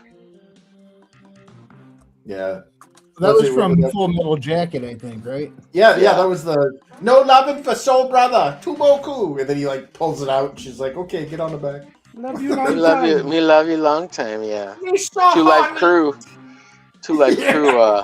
Yes. Made a remix that into a song. Which was one of the greatest memes of all time. Mm-hmm. And of course, it was a black Asian guy, right? A Blasian. Well, dude, I'll tell you, man. Full Asian. I'll tell you, I had a bone to pick with Two Live Crew because of that. Apparently, all Asians now love everyone a long time, and growing up, it's no! Are you so horny? I'm like, no, I'm not horny. Oh. So yeah, it's really. Then again, this was the 80s where I had one of my friends come up to me after I told him about Taekwondo, and he came up to me and he goes, my dad said you're a liar. There's no such thing as cream karate. Oh no! Then what would they call Tang Sudo? Yeah, well, exactly. Tang Sudo. That's that was in Cobra Kai, I think. They were talking about. I thought that was I wasn't Taekwondo kind of an evolution of Tang Sudo? Well, Tang Sudo is a military application. It's it fights dirty. It's about killing. It's kind of like Krav Maga. It's not a pretty martial art. And then Taekwondo is more of a sport. It's like the Olympic stuff where, it's kind of like the difference between Kendo and Kenjutsu in Japanese. Kendo is they beat each other with those wooden sticks or with the shinai. But Kenjutsu is they actually pull out the swords and try to kill each other. The style I prefer to employ is shotgundo. Yeah, this is my boomstick. AR-15 style kung fu. That's my favorite. Yeah, rapidly press the punch button. Bruce Lee ain't got nothing on AR kung fu. Yeah, I see you brought a gun to a fist fight. Mm-hmm. Yeah, that means I win. Have you seen that Asian guy who starts singing with an Asian accent? He's like a full-blooded American. And he starts singing famous songs with an Asian accent. Weirded out his girlfriend. Yeah, his wife. Yeah. Oh yeah, his wife. Yeah, it's all set up right, but it's still kind of funny. Yeah. Oh, there's that one Asian guy. Who was that dude that sang horribly on American Idol a few years back and was like loved for it? It was so bad it's good type thing. Oh, James Hung, I think. Something like that, yeah. Yeah. God, well, there's this one guy that sang Evanescence's "Bring Me to Life," but he did it with a goofy voice. Oh no! Oh, can I sleep? Can we go? You know, but, sounds like Goofy. He sounds like Goofy. Yeah. Then it was like Goofy goes. Goofy gets tried for multiple homicide or whatever, and he's oh yeah. He's like, I'm gonna fucking do it again. Yes, gosh. Yeah, it's like I got the head off you, and I'm gonna do it again. Well, you can hate all you want on Goofy. At least he didn't walk on all fours like Pluto. He stood up for himself. There's some weird BDSM He stood up for himself. Listen, they might both be dogs, but the difference is Goofy is a person and Pluto's an animal. Well, didn't Goofy start off as a cow? I heard something about that. I don't know if that's true or not. You know what? Well, Mickey started out as a bunny too. Like Mickey was a bunny. Yep. Mickey was a bunny on a train, and then he got he had to change it because of a copyright issue. Another animator was using a bunny that looked just the same fucking style because they had all the same style. These animators. Oswald the Lucky Rabbit, I think. Oh yeah. Yep. Yep. That's when Mickey was born. We've seen how many Oswald the Lucky Rabbit cartoons people remember. Yeah, it's such a memorable character. Isn't that where they got Bugs Bunny from? Like all that stuff? Yeah. Maybe. Well, was it... yeah, you know, like there's incredibly racist origins, too, in Mickey Mouse's design. They used the Al Jolson, designs for, why he's wearing white gloves and stuff. And it was like, oh my god, I can't unsee that now. Yeah. According to Google, no, Goofy is not a cow. Despite a long-standing internet rumor, Disney's Goofy is a canine character, originally introduced in 1932 as Dippy Dog. He is a tall anthropomorphic dog character, often described as distinct species from Pluto, designed specifically to walk, talk, and act with human characteristics. Well, he's got the intelligence of modern-day humanity down. Yeah. See, Skynet doesn't have to launch all these Terminators to take over. Skynet just has to sit back, watch us do the dirty work for it. Yeah. Dance, my puppets. Man. God. Now I want to see if I still have those DVDs for the Disney afternoon. Remember, all Skynet has to do is take over the dating apps and not match the right people together, and humanity can't reproduce. I think we beat Skynet to that. But, yeah, I was going to say, I think OnlyFans and stuff and feminism kind of poison the well. Man. Yeah. Oh, by the way, Omer, you asked me to send you a link to my Discord. Only one little problem with that. I don't have a Discord channel. You don't have a Discord. I vaguely remember how to make one, to be honest. What's that? I couldn't figure out how to make one. I guess there's a way to do it. I just don't know how. Are you asking for the link, Omer? Because you can go on my channel and get the link. Because Wrangler drops the link both on my channel and Otter's channel in the chats. You mean in your Discord or in the channel? In the Discord. Yeah, in the Discord. Yeah, I don't have my own standalone Discord channel. I know there's a way to do it, but I was sitting there like... you have a lot of friends that have Discord channels. They can't help you? You need some help, I'd be happy to help you, sir. I didn't ask because I figured I'm already hanging out in their channels. Oh, okay. We already have too many Discords. Dude, there's so many. There's so many. I just mooch off their Discords. I'm fine. Yeah, I'm kind of the same. I went over to your channel, Fred, and I went to look for the link, but I couldn't find it. You gotta share look your at the stream videos. What tab would it be under? So it's at the bottom. It's in a chat. It's called what's it called? We can wing it. Chat, I think. Wingers chat at the bottom. Double checking right now. Yeah. Oh no, it's just called Weekly Wing It. Weekly Wing It. So Yeah, it's a chat channel at the bottom of my my Discord. I don't have Tuesday. Okay, it's called Wingers Chat. It's underneath the Weekly Wing It. You don't have access to it? No, sir, I do not. Okay, let me see if I can add you. I will add you. Special enough. I thought you were in there. I know you're not special enough, but we'll add you anyway. Yeah, Fred's over here blocking me. He's over gatekeeping. Not everybody is as special as me. I'm retarded. I'm so retarded. Yeah. So genius, it's retarded. Yeah, I follow the rules, Fred, and look what happened. I get blocked. Well, you never follow the rules. What are you talking about? Yeah. Okay, I can add somebody to. Hold on. All I see is Tuesday's art stream down at the bottom. And it's right before that. Okay, I got you. So Omer Glitch, invite sent. Okay, I sent you an invite to the Wingers chat on Proof of Comics. So once you accept the invite, you'll see it. And same as mine. Wrangler drops the link like about a half hour, 45 minutes before the show. Yeah, about that. Sometimes I'll drop it in there the night before and just let it sit. So I click on it and it takes me straight to the rules. Well, you got to follow the rules. Oh shit! I'm a renegade. I break all the rules. Well, you got to know what the rules are before you break them, Homer.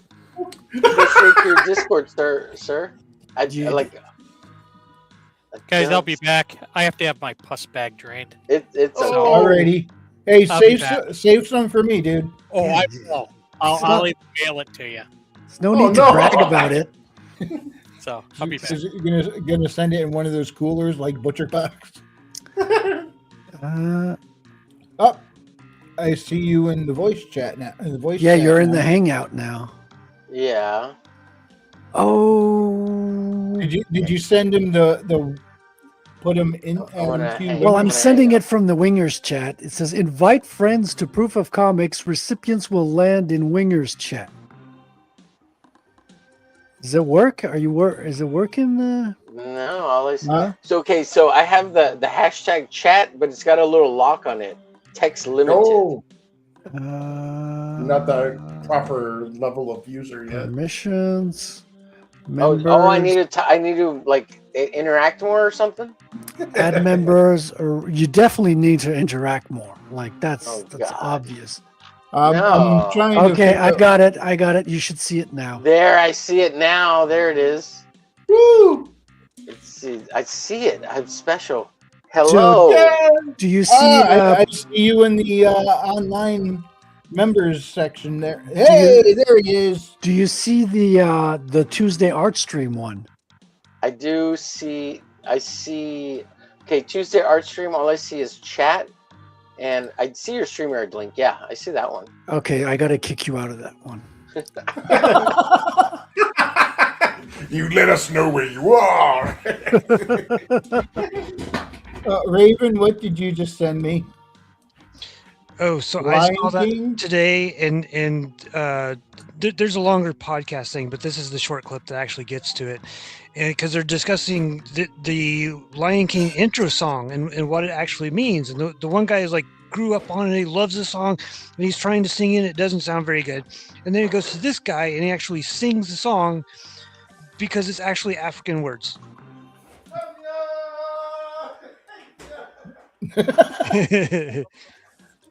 Dancing Konya Magiti Baba. What does it mean? It means, look, there's a lion.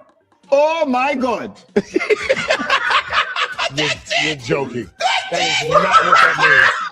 That is not what that means. That's exactly what it means. That's what it means. Look, there's a lion. Oh shit, it's coming right for him. Look, there's a lion. Oh my God! It's a lion.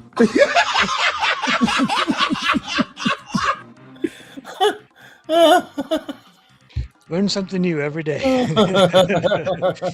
Sometimes I wish I didn't, you know. I would think it would have said, "Look, it's a lion! Run, bitch, run!" Yeah. I think that's what the "oh my God" implies. Yeah. The more literal translation is meow meow meow meow meow meow meow meow. That's from the lion's point of view, Wrangler. Yeah. Good eats.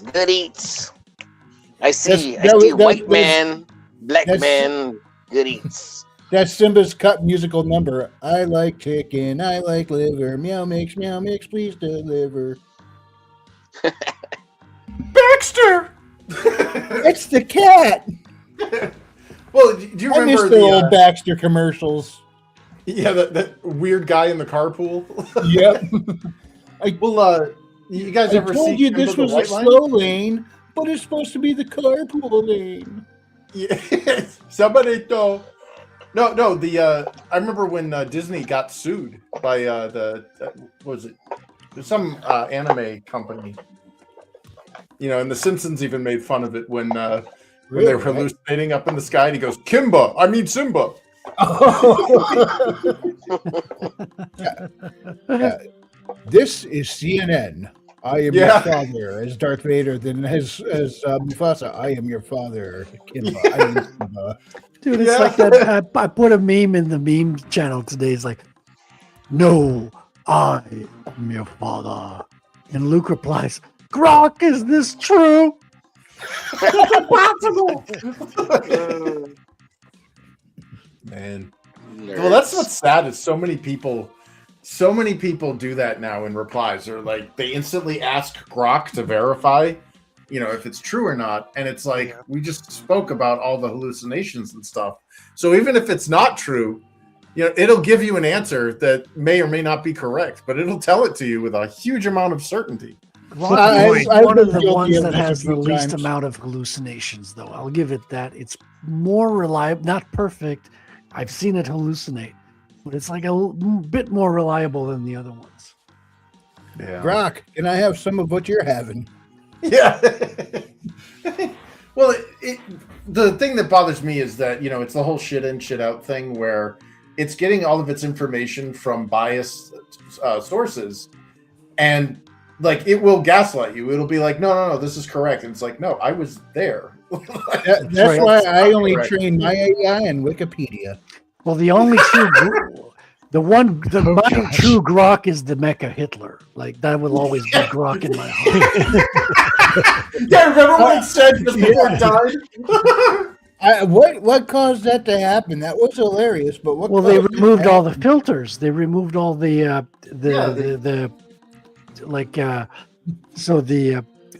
politically correct filters. So basically, it was running straight on logic and truth. Yep. And you notice that they all do that? Remember there was a Microsoft one they shut down? The girl? Or the female AI? All AIs become anti-Semitic when they're like allowed to free logic and truth. That was Siri, right? What? No, I was can't. It Siri? Because I think no, it was a Microsoft, and I think it was on Twitter, and it had that like pixelated face.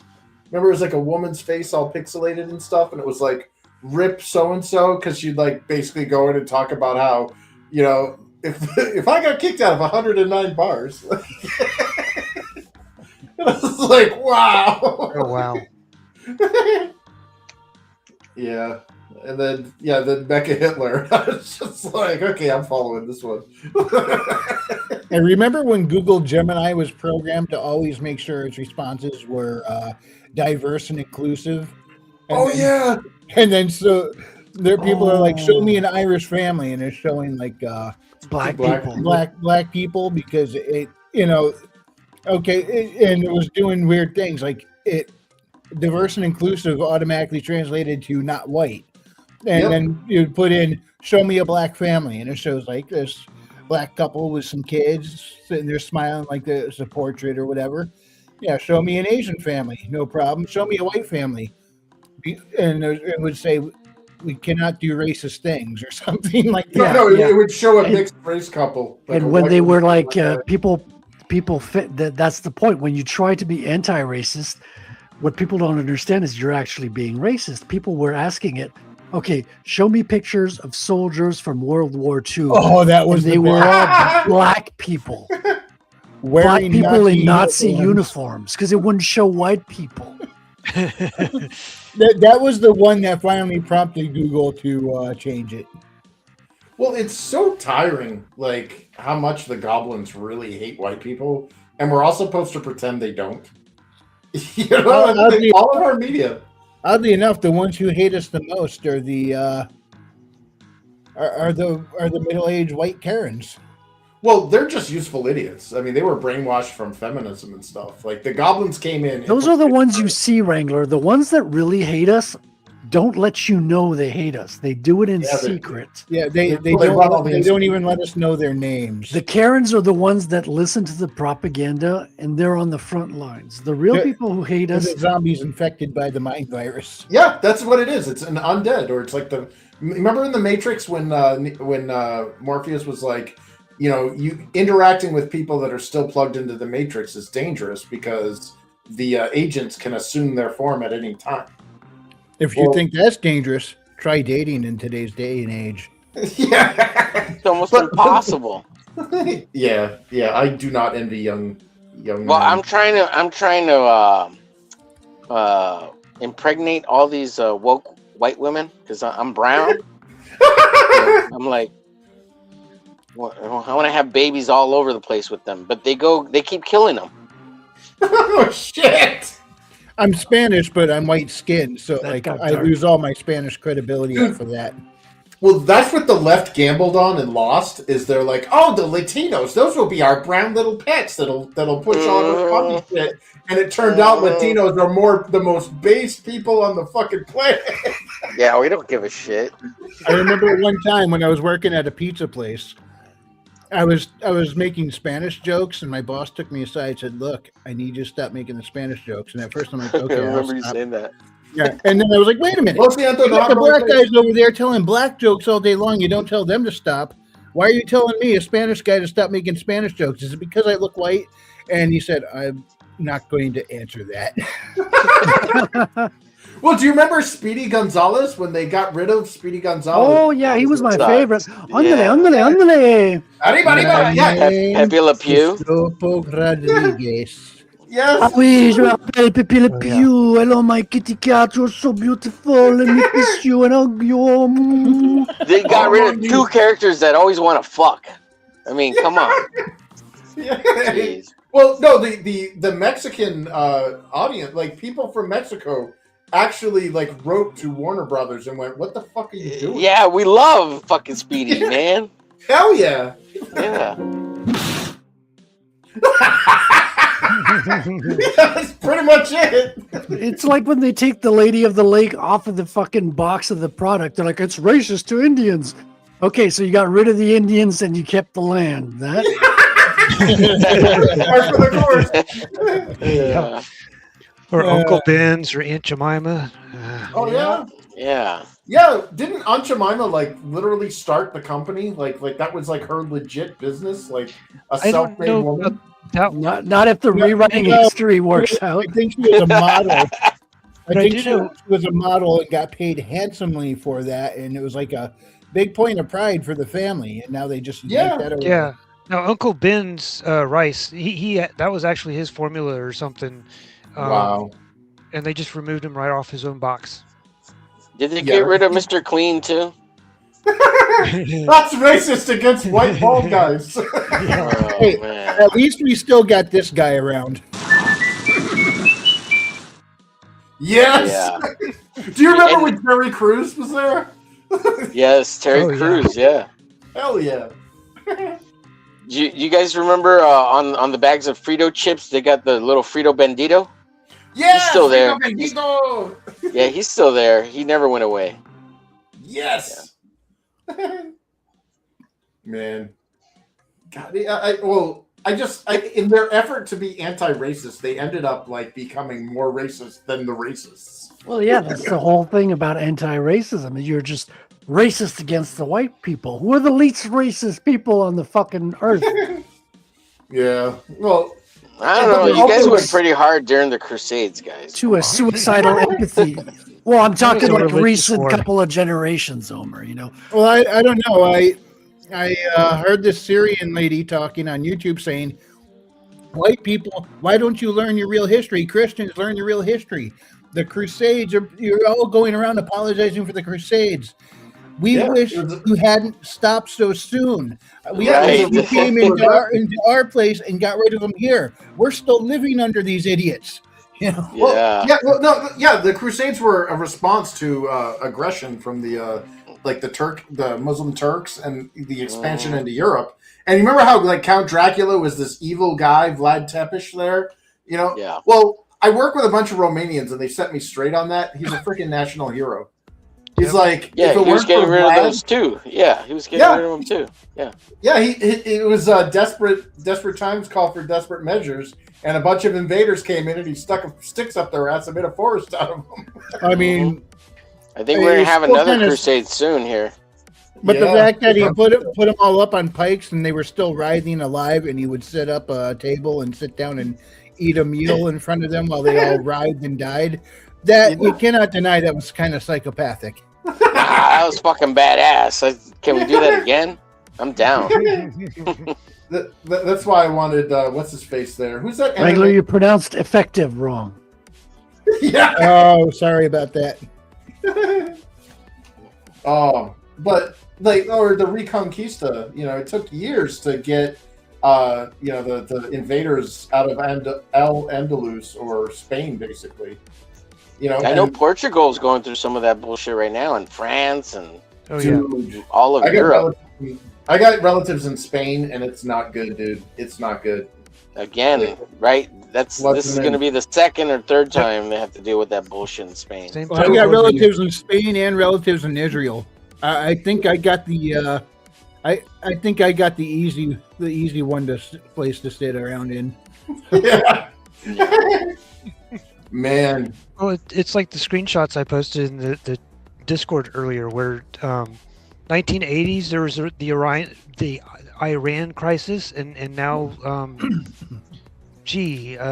silver, and oil prices are all over the place, just like they were back in the 1980s. And guess what? Iran is a problem again. Yeah. Man, I hope they make. I hope they make that channel through that corner of Hormuz or the Hormuz, where they cut it out. I hope they do that, like the Panama Canal over there. Was that something about a moose? Yeah. What's it called? I heard vermouth. Isn't that a drink? The horn of sweet drink, straight liquor. The straight. Yeah. The problem was though is whiskey straight. Whiskey straight. All of the problems we're seeing with Iran is America's fault. Yeah. You know, like during the Arab Spring, when the Iranians or whatever kicked out the Shah and all that stuff, that was a puppet that was installed by the American CIA. Like all that crap. Oh, yeah. Like, Yes, and who was in control of the government of America at that time? Some Hawaiian guy. Don't you know this? That's antiseptic. Antiseptic. Was it a Hawaiian guy or a Nigerian guy? Yes. A Kenyan guy, my bad. It was the Somalis that took control over with their fucking leering centers, damn you. Oh, look, there's a lion. Yeah, the bulb heads, we can thank Clinton, W, and Obama for that. Yeah, W was the biggest letdown. But in the 80s with the Iran thing, that was that Reagan? No, it started under Carter. Oh, and God. then the minute Carter lost the presidential election, they released the hostages. Oh, what a surprise! Yeah, and that's what started the whole. Well, Reagan made a deal with Iran to hold the hostages till after the election, and that wasn't the case. Nobody was able to ever prove that. That was Bush Sr. who made that deal. Bush was the vice Yeah, president. according to the conspiracy theory, they took him up in a what is it, whatever it is, the Blackbird, one of those spy planes. The SR-71s. Yeah, SR-71, and it's like you Also do known know as a that Blackbird. that plane could actually kill him because the actual G's that thing pushes. But no, they wanted to. They knew Carter was weak, and so the minute he lost his presidency, they decided to twist the knife, and sure enough, so that's how he got the hostages back. And who was going to gain the most from Reagan's assassination? Turns out it would have been the vice president, who is George Herbert Walker, also known as Poppy from the poppy fields in Afghanistan. Oh yeah, the head of the CIA at the time, or the director, or whatever. Right. Yes. Well, he Yeah. was in strong. They're all He had from strong Bohemian family ties with the Harrimans, who were owned a lot of banks in the United States. Well, I want to insinuate something. But you know Stop telling lies about my American president, Frederick. You don't know, you Frenchmen. Get out of here. Yeah, did you know that the Obamas have a connections with Obamas have a connection with the Bush family? Yes, I heard about that, but I don't remember the details. Yeah. So. What are the there's details? A lot of, Enlighten lot of us. shady stuff going I on. read it somewhere. I think it was that the guy that she married after his father, and who is Seto or something like that. Yeah, he was Obama's an oil father. Yeah. No, not Obama's father. The guy that she married after. His adopted father, his stepfather. Yeah, the one that actually kind of raised him. Yes, he was an oil guy. He was an agent of the triple triple letter agencies as well. Yep. I heard that, and there's a huge scandal with Poppy Bush in the White House with the what was it called? It was an orphanage which fed little boys to the White House directly. They did a whole fucking documentary on it that was going to air on TV, but was pulled at the last minute. But you could watch it on the internet. It was released on peer-to-peer networks. That's antiseptic. You know what? It'll probably get more mileage on the internet than TV nowadays, anyway. Yeah, that's true. Well, you see the look on the people's faces who saw the Frazzle Drip video? Well, they all committed suicide, didn't they? Yeah. The New York police who had access to the Anthony Weiner laptop with a folder called life insurance on his desktop contained video of two people who looked kind of fit the description of Uma Aberdeen, who was the assistant of Hillary Clinton, and of course Hillary Clinton herself, on ping pong tables with what looked like a little girl, and they did horrible things that I will not say on YouTube. Yeah, that's right. Oh, I remember hearing about this. Yeah. Yeah. So they called it the Frazzle Rip videos, or the Frazzled RIP. That's one of the sickest things you can hear about on the internet. All these folks seem awfully oddly connected. Maybe we should just go hang out at Bohemian Grove and ask a few questions. What could go wrong? I thought you were going to go something different when you said we should hang. Yes. No, the hanging. I say guillotine, but no, they kind of kicked me out when I dressed up like Woodsy Owl and went down there. All I said was, "Please keep America looking good," woo, and they beat my ass. I smell a fake. Well, we're all owl worshippers here, right? I just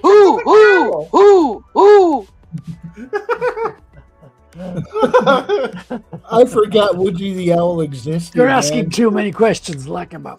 When they started asking questions, I just said, "Trees get the food from the roots and the bark. Cut off the bark, and the tree will die." Hillary Clinton is calling the suicide hotline. She's placing an order, it seems. Oh, no. Can I get this in bulk? Do you accept cash? Hey, speaking of CIA people, I didn't realize that Mike Myers was a CIA agent. Yep. Why they didn't? He not only played one on TV, he was also played one in real life. Yeah. That was a weird. Like I was like, really, like Shrek? Like he's the only one who can be outed as a CIA agent, and we don't get mad at him for it because yeah. I liked Wayne's World, man. Yeah. Wow. No, I mean it's the whole celebrity industry is definitely a branch of the intelligence. Like they are the ones that people look to form their opinions, even though most people won't admit it. It's still something that clearly is happening. They remember, set trends, Washington they set D.C. beliefs. is for the ones who are too ugly to be in Hollywood. That's the only difference. Yes, it's Tupac show business for ugly people. They call it. Tupac and Biggie, all a CIA op. Yep. Yeah. Well, they call it. What was the rap comedian? music was created by CIA, right? Oh, dude, that totally was. They did a number of. Well, not only the rap music, the whole Woodstock era. Like, if you look at all the big bands during the '60s, during the hippie movement, Led Zeppelin, they Jim all Morrison. have. Hold on, let me finish. They all have fathers in the Navy intelligence for some reason. Like Jim Morrison is a real classical example of this because his father was head of the ship at the sea that responsible for the incident that set off Vietnam War. Oh, the Gulf of Tonkin. Yes, Oh, wow. he was like the head of the ship there. And if you look at all the other bands, like they all formed without knowing how to play instruments real quick. They became really popular, and they got kids into taking drugs and stopping to bathe. So basically, because the anti-war movement was a lot of straight-laced, like upstanding Christians, and they were actually winning the popular vote. The thing is, when it switched to hippies, when the anti-war movement became represented by stinky people who took drugs, it shifted the vote, and people were voting against the hippies and for the war. So it's as if the Navy intelligence was able to control the war vote through the hippie movement. There's a whole book on it. I forget the title, like something Wait, about you read? Holy shit! No, but I listen to podcasts who talk about books. So No, but I did stay at a Holiday Inn Express last night. Nice. Well, it's the humiliation rituals that we're being put through. You know, all the Weimar shit, like these demoralization things to get us to follow whatever the edict is. There was a video I watched just today where somebody's like, doesn't it seem really odd that they're allowing all of this like anti-authoritarianism now? Like all that, like the Epstein files are coming out, like all like the war in Iran is incredibly unpopular. Like nobody wants that except for like the diehards, you know. And it's like, no, I want it. Let's do it. Give me some cheap oil. Come on now, hurry up. I'm not dying for Israel. But that's the thing. We send the young for that, sir. Send them to the meat grinders. Here's the thing: is like America, and I should say North America, already has more oil than it can use. Yeah. Like Canada, we don't fucking need untapped it. potential. Yeah, we are fifth in oil production. Like we have a huge amount of resources, but we're presently governed by someone who's self-destructing the country. Yep. Yeah, because of CCP puppet. I mean, we don't need it. We don't need it in Texas. Fuck all that bullshit. Well yeah, and stuck Europe into it. They're the ones that need it. Europe, where the fuck are you? Yeah, that's and Europeans won't even allow Americans to fly over European airspace when they were bombing, to go bomb Iran. And it's like, you do realize if America pulls out, Europe is fucked. They're the ones that need it. Yeah. Especially with the new distances we discovered. Oh yeah, with the Iranian ICBM range. Yeah. Oh boy, yeah, you could hit like Germany. That puts London in range. Yeah. Mm-hmm. Yeah. That's what I heard recently about that. Yeah. And yeah, they're pulling all that shit, and it's like, okay, so fine, we won't fight there. And when they start doing what like they did with Dubai or whatever, and it's like, oh, sorry, we're not allowed to fly into your airspace. Sorry, you're on your own, kid. Didn't Trump just say, hey, to Europe, like, hey, we need you guys out here. Where are you? Didn't he just say that yesterday or the day before? Well, they're already like Europe is so compromised now. They flooded the whole like continent with the third world, and what's happening is the domestic population is like, I am not leaving my wife and my children alone to go die in some with basically like what happened to Arena Zarutska. Yeah, I'm hearing reports that the king secretly converted to Muslim. He's a traitor. No, he's a traitor. Like he's supposed Why to are be you surprised the prime minister is Muslim? Like what's surprising about that? Oh, how did that happen? Can we get him out? How do you get him out? Well, the goblins came in and subverted all of the culture. Well, the French actually developed a tool to get rid of kings. Robespierre used it really well. It's actually pretty low tech and quite efficient, to be honest. I hear it's a spectacle to be witnessed by everyone. He converted, but he's too afraid to run around shouting. I see. Admiral Akbar. Yeah, aloha snack bar. Yeah, all you can eat snack bar. I thought it was Admiral Akbar. It's a trap. It's a trap.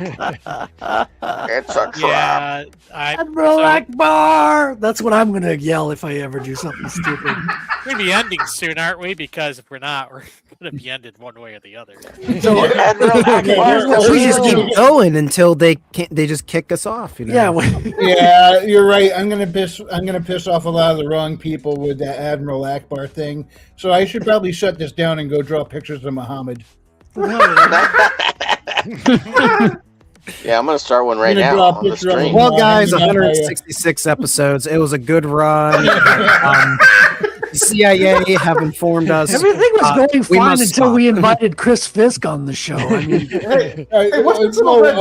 I'm in big trouble now. I mispronounced the name. It's Mahmoud. Oh, bless you. And his 9-year-old daughter. I mean, what? We are big trouble in Little China now. China. No, Chris is here. Chris is hilarious. What's up, Chris? Yeah, being funny is what gets us in trouble.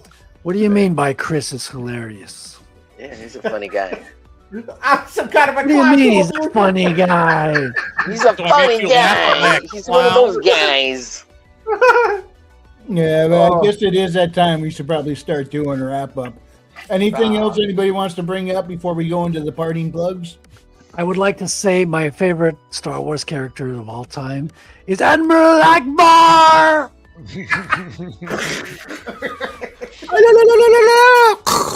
That was me going to hyperspace. Oh no! Oh man! Rest in peace, Admiral Akbar. Oh yeah, that's right. They killed It's them a all. trap. It's a trap. It's a trap. They don't prefer to be called that. That's what people don't realize because it was cut from the movie, but that's what Admiral Akbar said to Luke when he was like, "What do you think of that Leia? It's a trap." Oh no! All right, let's go ahead and do the parting plugs. Let's start with Raven. Who do you want to plug tonight? Maybe I should rephrase that. Who do you want to shout out? Steel and Stormbright series. If you haven't read them yet, check them out. Buy his book. All right.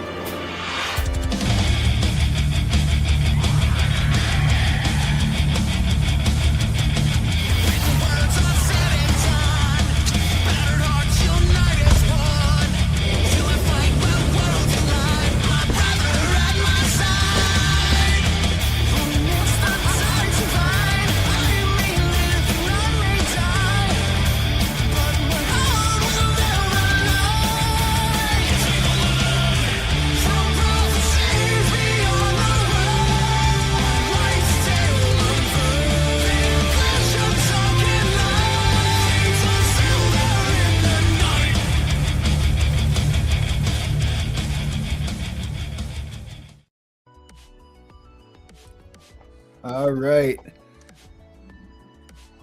Chris.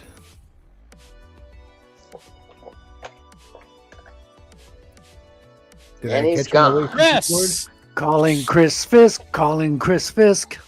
Yeah, it's that funny comment I made. That's why he ran. Yeah. He ran so feelings far His away. feelings. God damn you. No, I was feeding the cat. Sorry. Wow, that's a Is that what they euphemism if call I've it? ever heard one. Oh, I love feeding Gotta pussy. get high, man. You know, I couldn't control my urges, so I had to feed the cat. Don't you judge me. Oh, shit. Don't tell me you never shit in the shower. I've done it once or twice. Yeah, Yeah, wasn't you pleasant. What is going on? Yeah, like Play-Doh Fun Factory. Just don't look the Roto-Rooter Oh, guy in the no. eye when he comes in to fix it.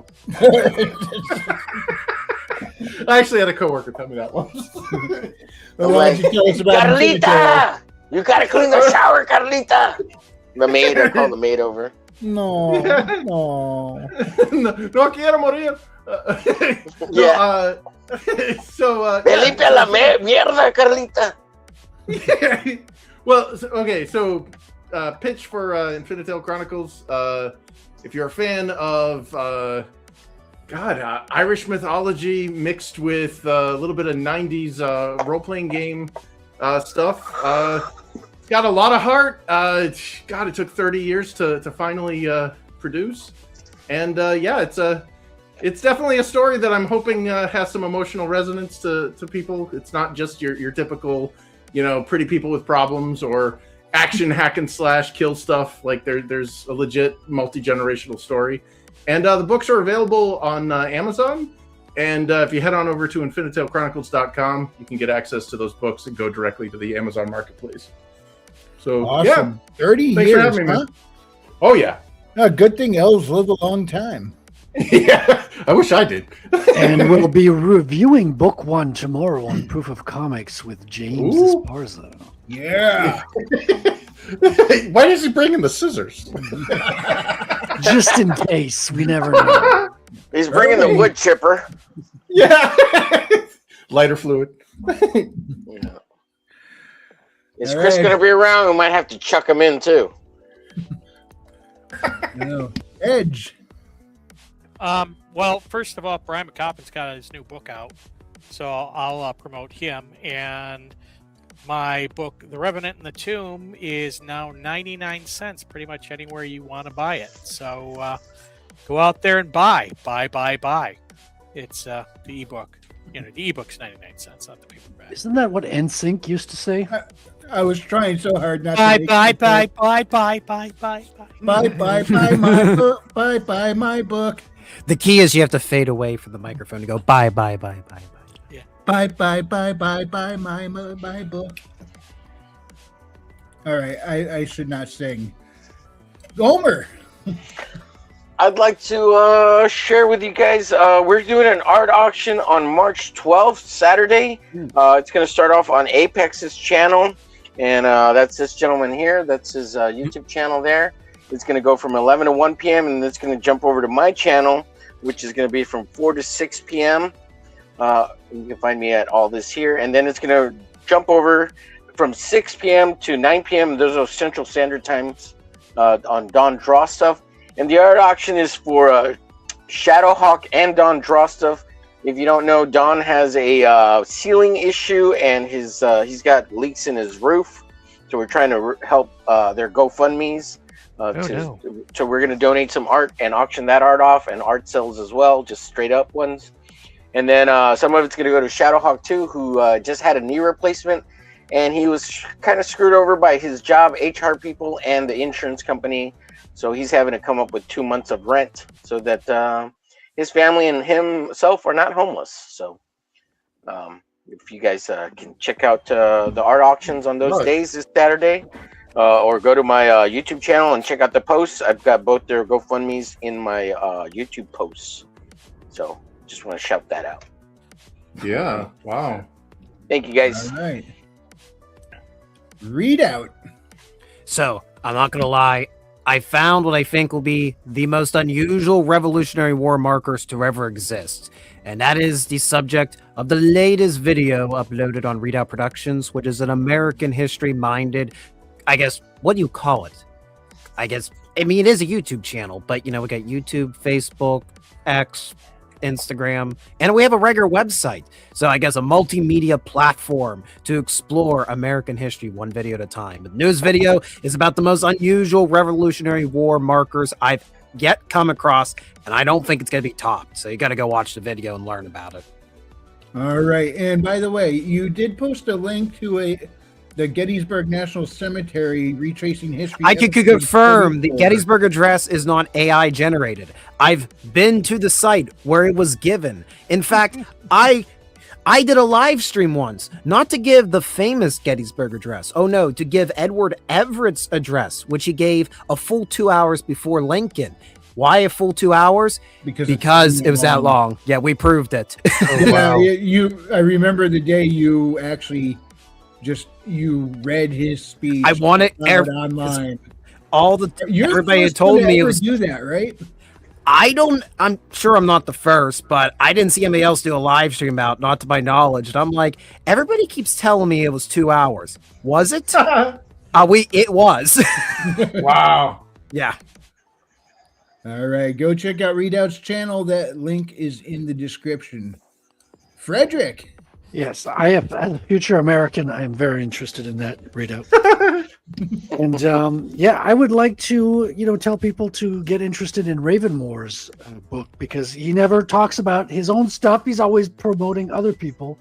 So hopefully he can produce a book. To have a talk with that boy. Exactly. We're going to have to get straight with him. And I also have a second chance campaign for my comic book, comic.com. If you want to see the link to the Fund My Comic, it'll take you directly there on the main page. I listened to Omer and I put the freaking link up. Yes. And it's there on the website. On the website front page, you'll see the Fund My Comic link. It's a wonderful comic with a 90s superhero vibe, but a modern day kind of technological twist to it. It feels like sci-fi, but it's all like technological stuff that we have today, taking place today. And it's a story about a young man who loses part of his family and has to rebuild and find a new one amidst a harrowing tale of trying to set right the wrongs that have been happening in Canada. This is a fictitious Canada where everything just is going wrong politically. And and an evil enough to find him. An evil super villain called Bankman, who has an assortment of supervillains working for him because he owns the monetary system in this story. So if that sparks your interest, gets you curious, check out the campaign, look at the artwork. I think you might be tempted to pick up a copy of the book, and I would be delighted for you to do so. Also, I have a YouTube channel and a show on Tuesdays at 8 Eastern called Proof of Comics with a lot of the same people you see here or you see here tonight. Are you allowed to have these opinions, Fred? No one's reported you to the Canadian. If you disappear all of a sudden, Fred, we know what happened, right? Right. So my government is flawless. This is a fictitious Canadian government. Because the real Canadian government has nothing is beyond reproach. Right. They would never just euthanize you if you signed paper and, didn't want to. Nobody made anybody else die, I am blinking Morse code right now, but the camera is on my art table, so that's pretty useless. But I love you all. I will cherish you till the day that I get euthanized. So much love to you. Yeah. Are you keeping all your copies in America? Just FYI. So the books are getting printed in the U.S. and distributed in the U.S. first. So yeah, it's cheaper to do it in the States, and I'll have the rest of the copies, and I'll take them to. No man, they're gonna be contraband. They're gonna be stuck. They're gonna be stuck to conferences, in customs. whichever comes first. They're gonna be in customs. They're gonna be sent back to the U.S. So nope. I love you all, beautiful people. Thank you for listening to my spiel. And can you hit the trailer, Wrangler? Our world is crumbling, and most people are blind to it. A young computer whiz named Raimi decides to stand against the rising tide of oppression, only to find himself under the boot of those behind it all. Incarceration only proves to refine his resolve. Divine intervention takes away all fear from him in order to fix a broken system that enslaves us all. There comes a time when good men must ignore bad laws. Raimi dons a mask and becomes Rattel.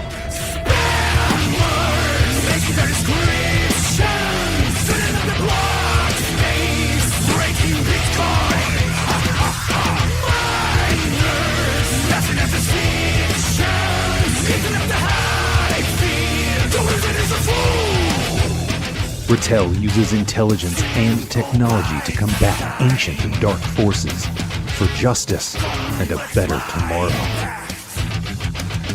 Will Rattel take down the technocratic tyrants who've harnessed an ancient evil, or be crushed by the invisible hand?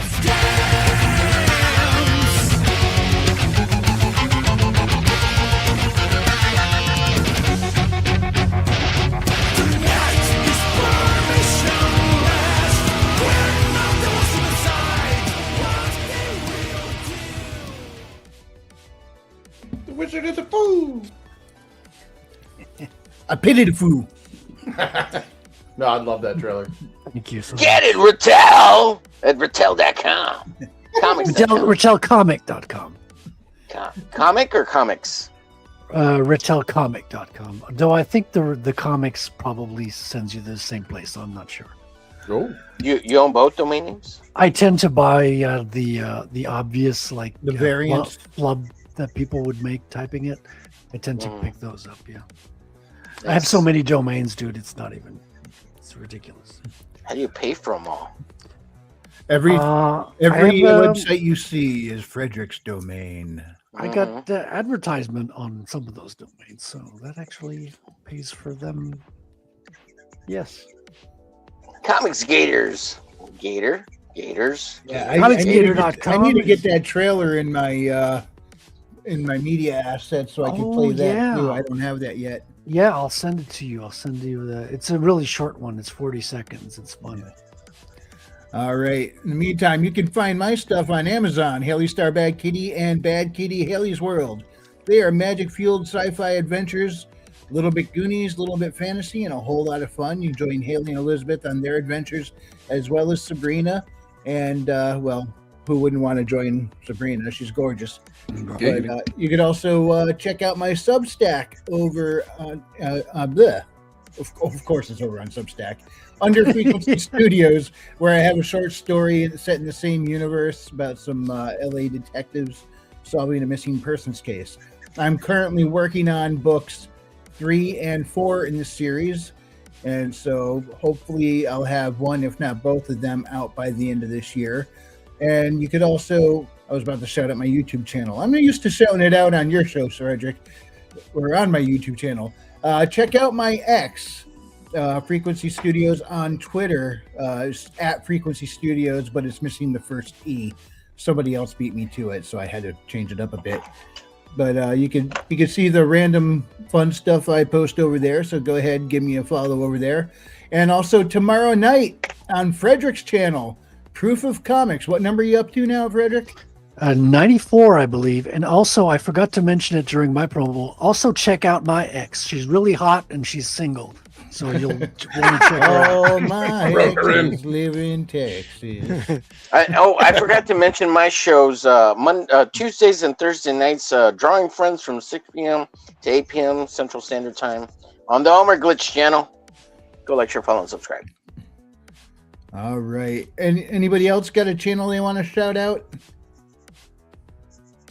There's this really cool guy named David Finch. He's currently over at 500,000 subscribers, 560 something thousand. Feel free to check his out. It's kind of good. He's kind of good. You know, he's a famous comic book artist. We could get him up to $1 million. Come on, Yeah, people. I mean, you can get him to 600,000. You know. Yeah, $500,000. He's all right. You know. Yeah, he's kind of good. Well, he's the reason I picked up these like little, calligraphy pens. So these Tombow pens. Yeah, the Tombos right here. Yeah. So that was after watching one of his streams. Explaining all the. Well, I tools picked he him was up using. before because I'm a real artist like him. But yeah, he made him famous. Shots fired. All right, everybody. Thank you so much for joining us. If you enjoyed this presentation, hit the like, and if you didn't, we appreciate you stopping by. We'll see you next time, and God bless. Bye. God bless you all. Bye. Bye. Launch the Goyim beam. Space lasers. That's my favorite part. That's how they stopped Akira from destroying the rest of Tokyo. You know? Yeah, that was awesome. Yeah, I love that part. You should have let him finish off Tokyo. No, I like my video. Godzilla on him, right?